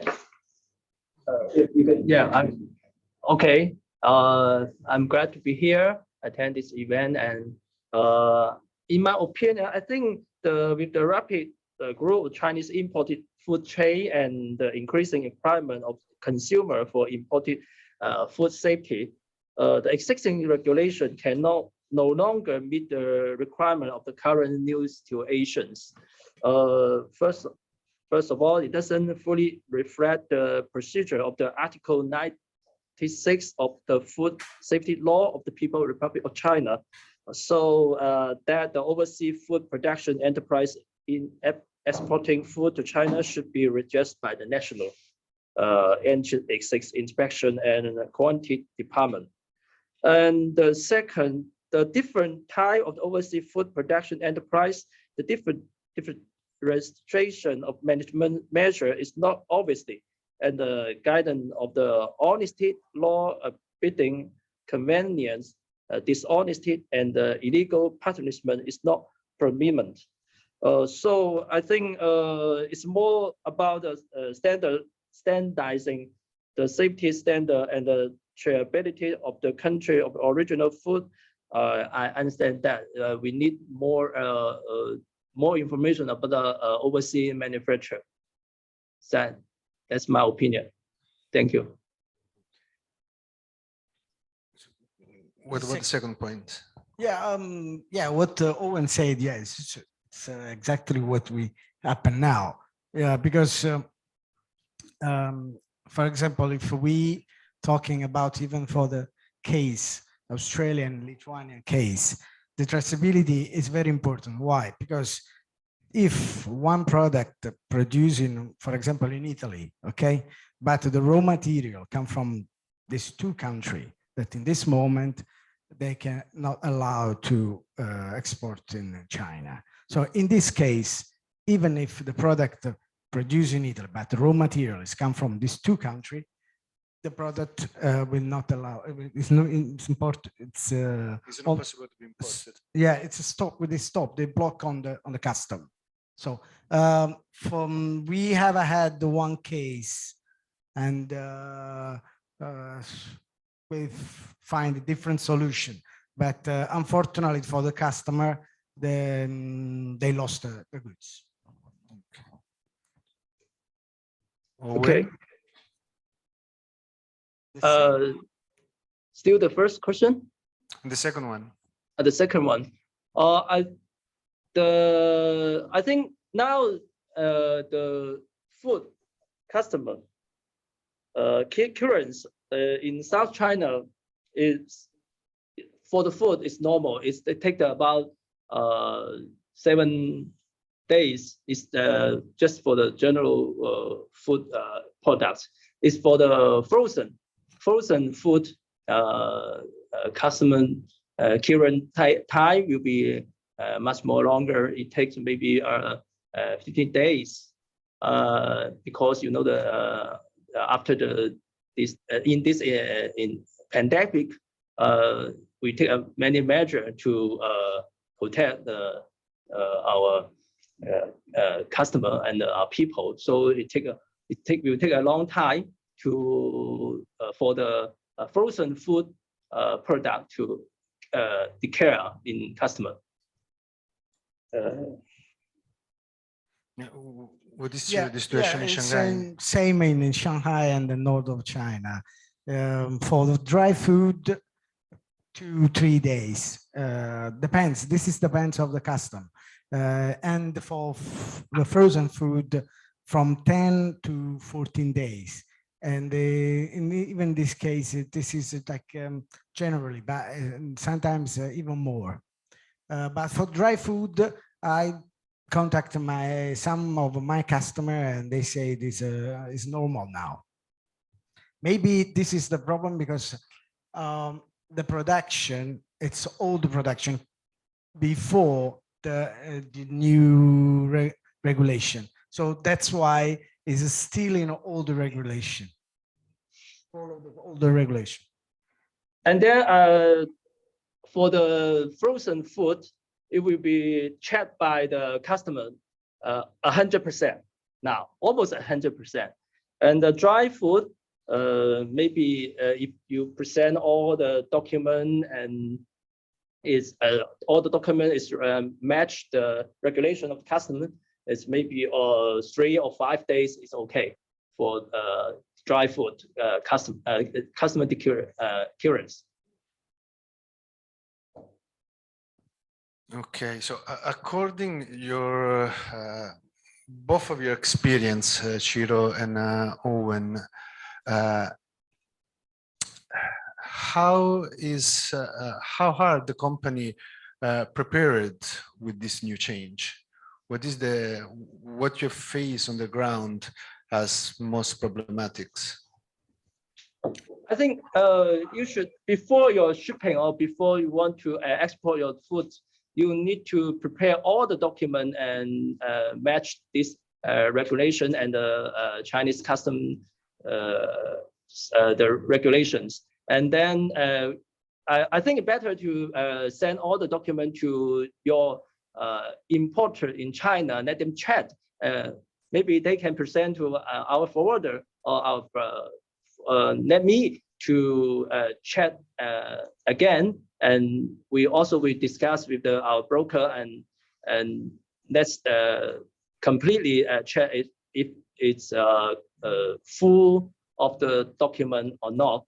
That will be avoid the risk to reject by the Chinese customs.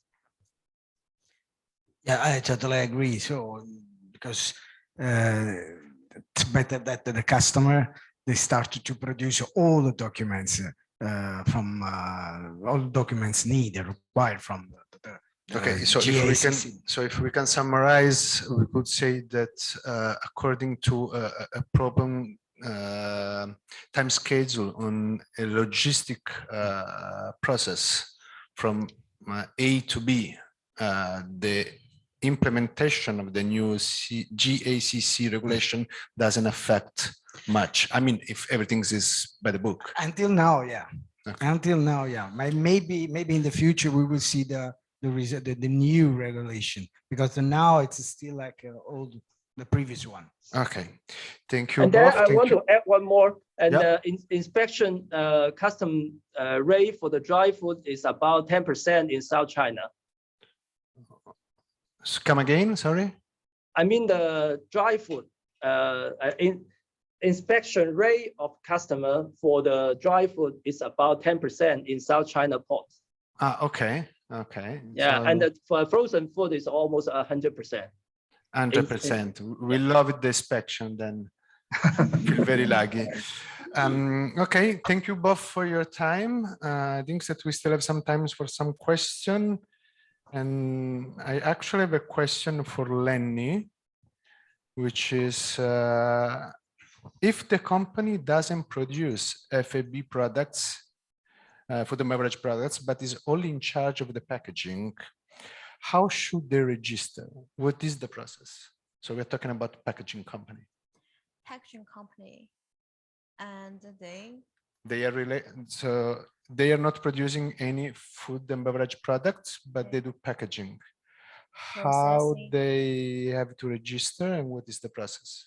if they do not produce but only packaging, then they can be considered as processing facility. Okay. Yeah, when they register themselves in a page of the manufacturer type, they can choose the processing one. Okay, thank you. I have a question for both Chiro and Owen. Who of you want to answer? Is how does it work to obtain the QR code for cold chain products? Is it the same QR code from the export country, EU country, to China? Or does it need to be changed during the transport process? Example, if you stop in Singapore, another QR code from Singapore. Thank you for the question.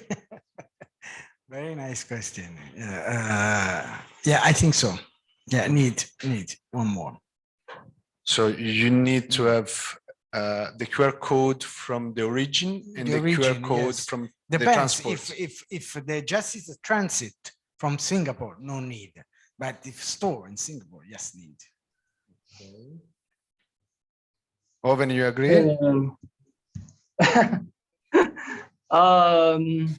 Yeah, it depends the exporter how to choose their policy to maybe it's good way to avoid, but I think most of them will direct need to choose direct shipping from Europe or Italy to China. Yeah, not easy. Yeah, but it's not that easy. Yeah. I mean, Yeah. This is our problem, especially for from the port from the south of Italy. So there are no direct shipment from the port on the south of Italy.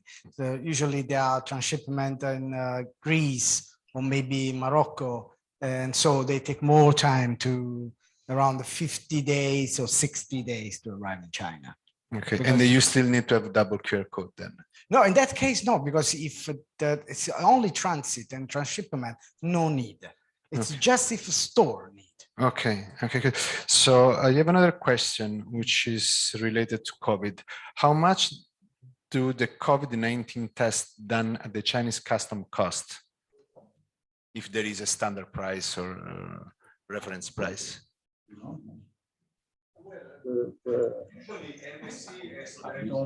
Different with different tax rate, I think. You mean the Depends, not all. That's on MSC. It depends. No, it's okay, don't worry. Because otherwise, if you don't have the microphone, Sorry, no, usually as far as we know, item, different tax MSC rate. has direct vessels from Italy, of course, through Gioia Tauro port to China, to Far East. We have a regular daily shipments from Yes, but even from for example, from other shipment from Genova, the same, or even from Salerno, we have two, but they are very special case. The other, or almost the big shipping line, or they have a transshipment, such as ABAG or even Costco.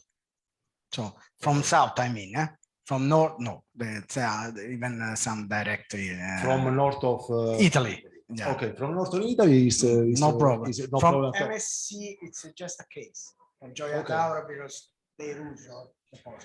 We also arrange a lot of shipment, for example, from Sicily. Of course, transshipment port is always Gioia Tauro. In that case, there are the same.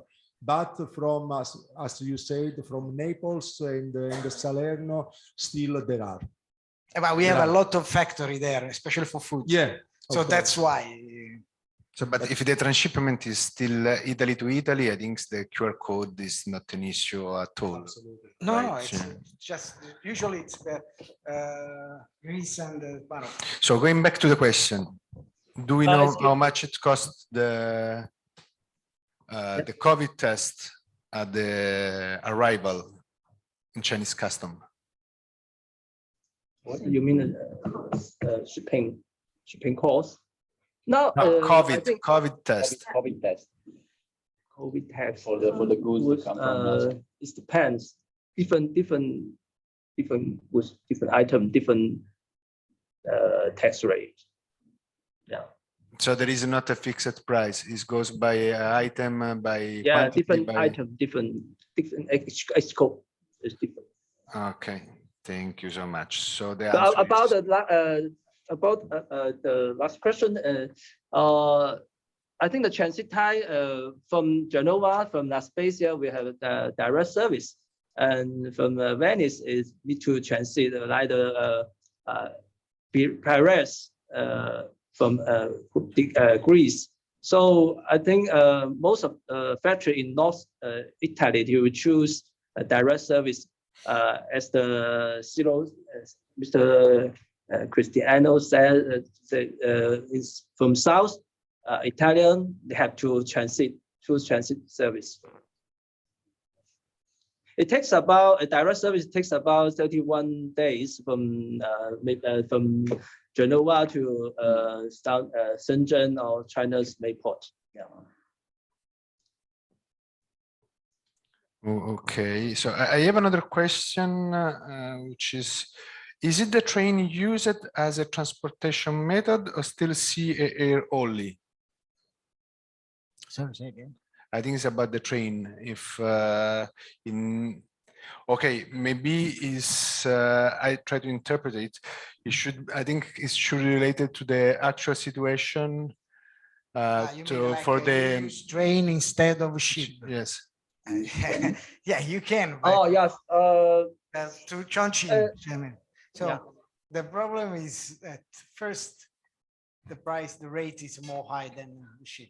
Second, it's not easy to find the space, release the space, because as you know, train maximum they can load 20 or 40 containers. Okay. A lot. So that's why it's not easy. On this matter of the train, I have a question which is more about the nowadays issue with what is happening between Russia and Ukraine. Is this, no, it's not a political question, but it's, according to your experience, is going this unpleasant situation, allow me to call it like that, going to affect the train transportation among the area? Maybe. Maybe. Yeah. Maybe. Even but now, for the time being, is we have a regular shipment export by train to Europe, and I know they have a regular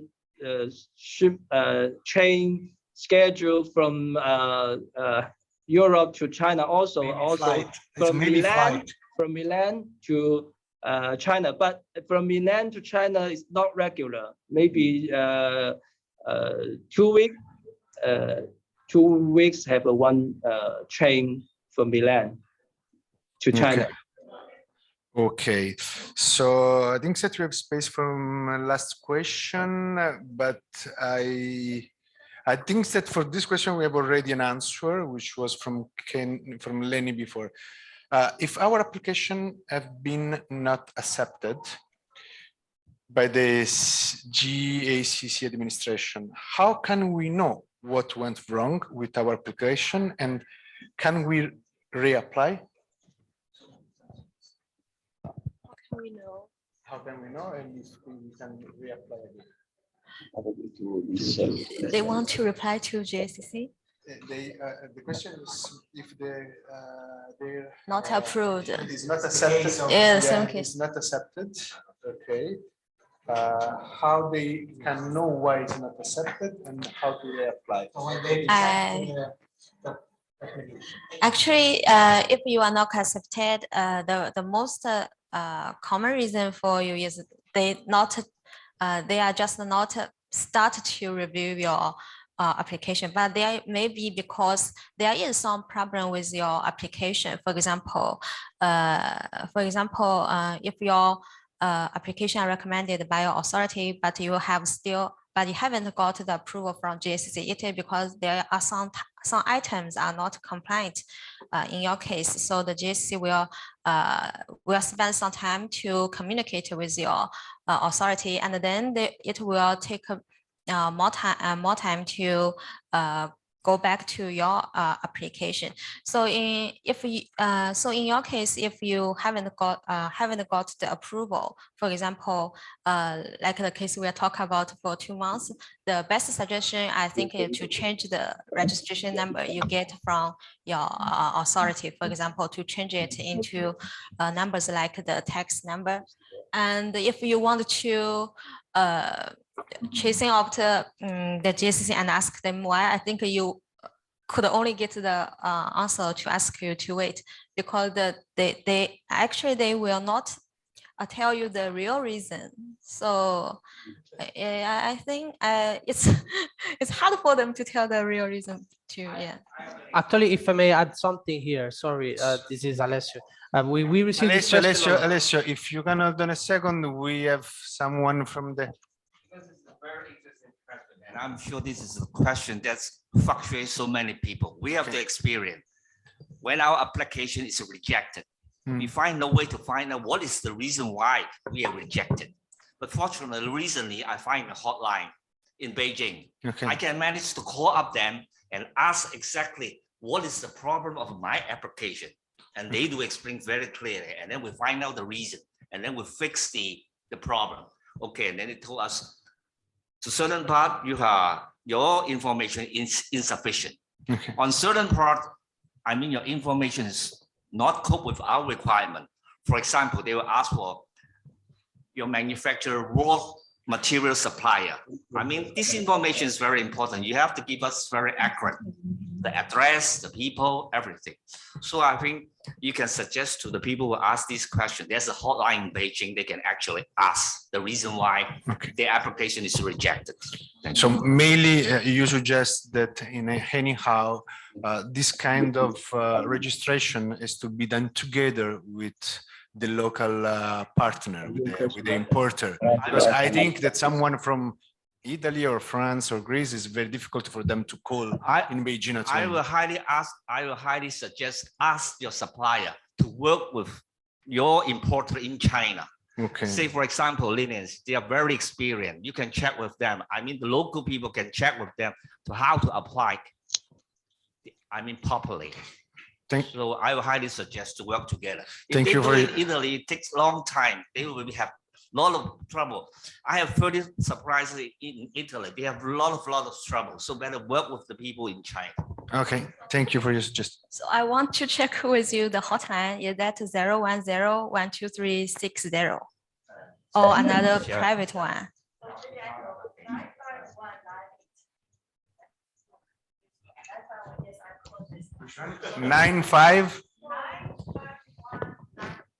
15198. Just mark this hotline number if you need more explanation. Yeah, maybe can you write in the chat, please? Yes. I think it was not clear from.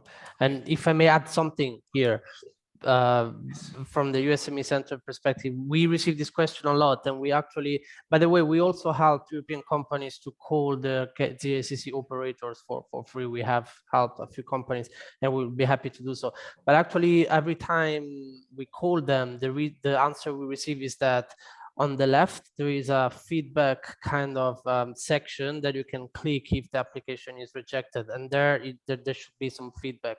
But in most cases, there is no feedback, or it just says information are wrong. And we also, when we ask to the operators by phone, they say, we don't know, we have to submit again. They don't give us an explanation, actually. So it's very hard to understand what actually went wrong. So glad to see that in some cases they actually provide an explanation, but for us it was not the case, unfortunately. It has never been the case. Okay, so we have two more questions. Which one is more generic on the import topics? Is didn't really get what kind of documents we need to export to China apart from the registration number. Chiro for this. So, sorry, can you repeat the question? What kind of documents we need to export to China? Where is it, the question? Sorry. To export to China apart from the registration number. Yeah, this is the normal document that you need to export, and are like a packaging list and invoice. There are two documents that must follow the goods.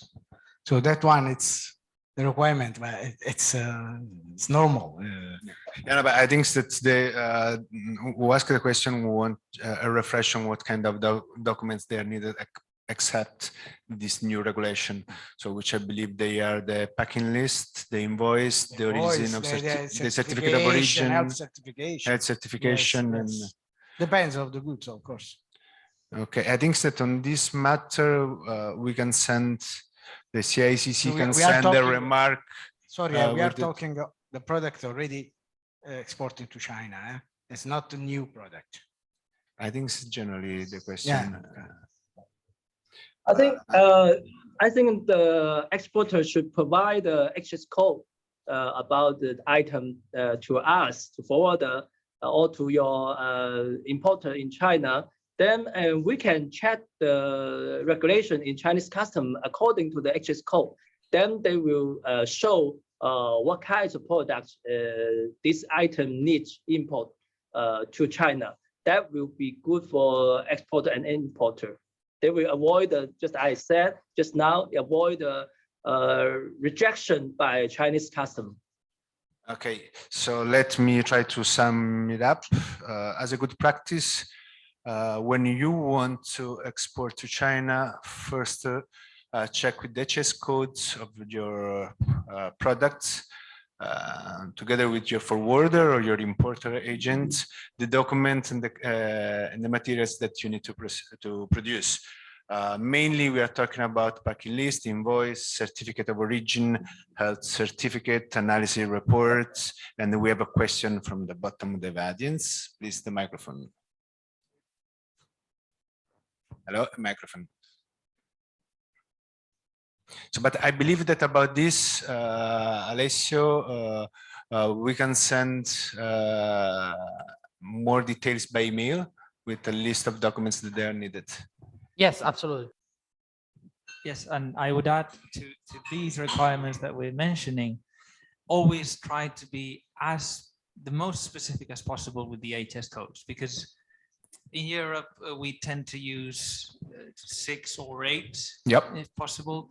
But in the rest of the world, they're still using the traditional harmonized system, not the new standard nomenclature. So try to be as 8 digits, if possible, if not 6. Yeah, I agree with you.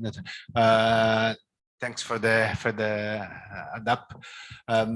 Yeah, the more specific is the chess code, the less problematic you will face. And once again, I want to stress this part.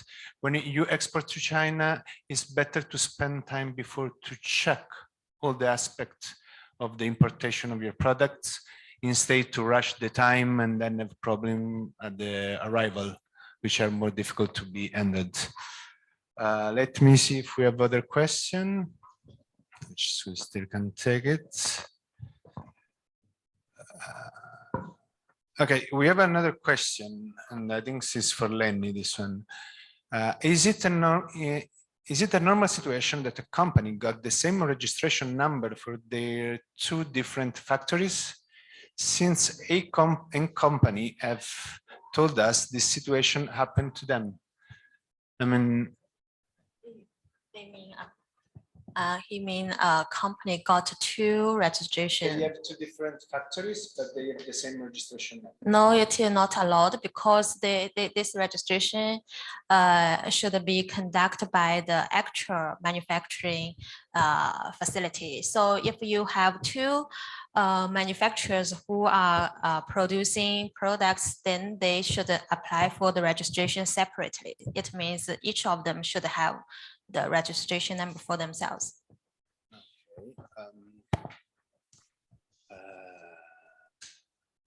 We have Sorry, one question. Sorry, another question on this. This is the case even if the 2 factories, the 2 establishments belong to the same company, right? You mean for example, the 2 manufacturers belongs to one group, things like that? Let's say that yes, I own 2 production plants. Yes. Right, Yes, they need to apply for it separately, because it supervises the food safety, not the brand or something else. So they should apply for it separately. Because if I understand right, it's belong also to the address of the production plant, right? Okay. The address is different. That means they are control of the food safety.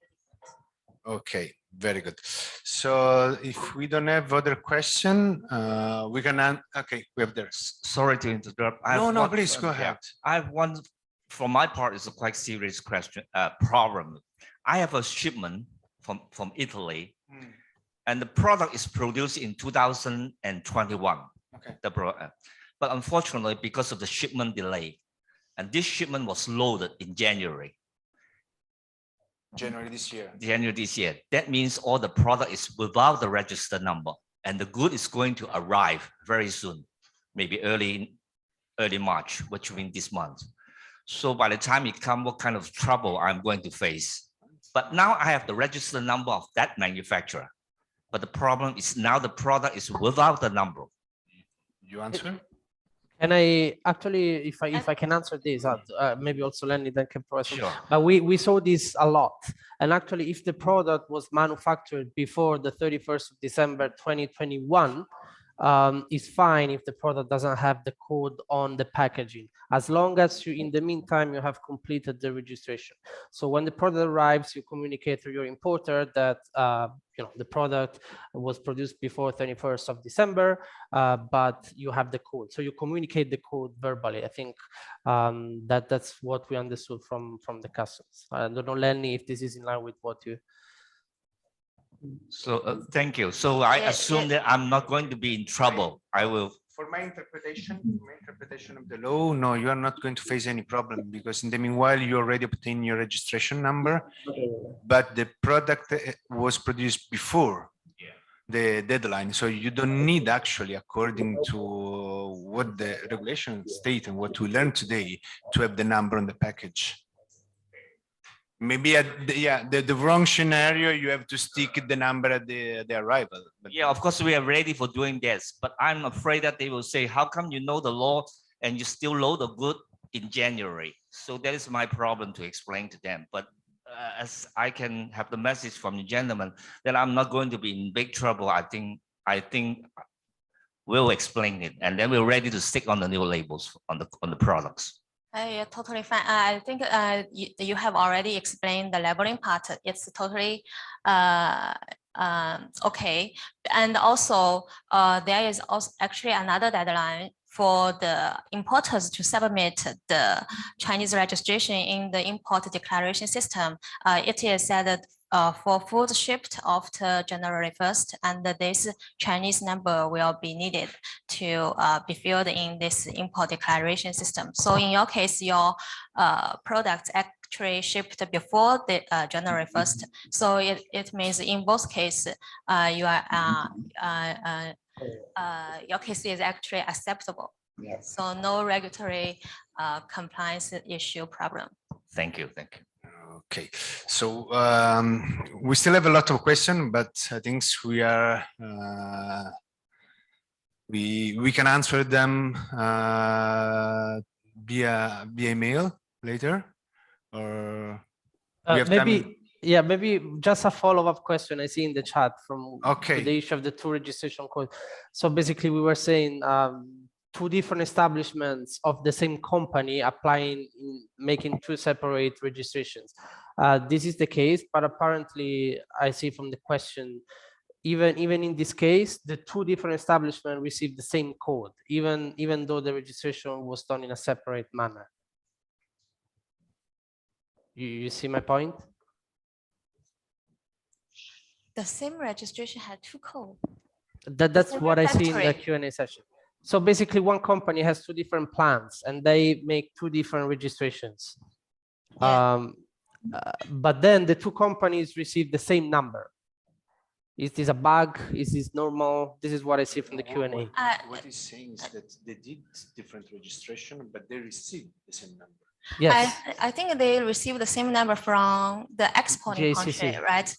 From this JCC.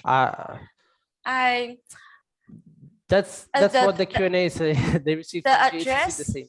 The address of them, yeah, the same or different. Maybe if this person can provide more details in the Q&A, because I was just reading the Q&A. Yeah, okay. I think he can send us more details. a different address. Different address. In different address, I think it's not normal because according to the explanation of Decree 248 given by the GACC, actually the two company of two different address will be considered as two applicants. So I think they should not share the same HS code, because how to, if they are in totally different manufacturers, how could they guarantee the products? Yeah, so to summarize, I think it is not normal. But they can send us more details, and maybe we can contact the GACC to check this situation. Oh, okay. I think we have one more question. How about this one? Okay. How about the wine? We have one more question. How about the wine? I don't see them in the list. Wine are listed under the alcoholic drinks. Okay. So I will, can you hear me? Yeah. So I think that we arrived to an end. The other question, if you can scan the QR code to share your feedback, please, for who is here and also for who is online. Mainly, I think that what we learned from this seminar is that China is moving to a traceability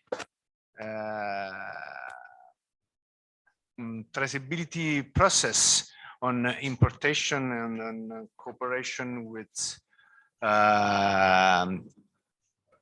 company and countries who export to China, and they appoint a very focused attention to the consumer protection. I think that we are at the end of today's event. I want to thank you everyone to be here, our speakers, Mr. Tony Huang, Lenny, Chiro, Owen, Alessio, the EU SME Centre, who, thanks to who we could enter this event. Owen, of course, from Guangdong, the Guangdong office, the Shanghai office, the CICC team, which without their support, we couldn't make it happen. And thank you everyone for being here. Thank you. Thank you. And for any questions, write to us, anytime, and we will help you.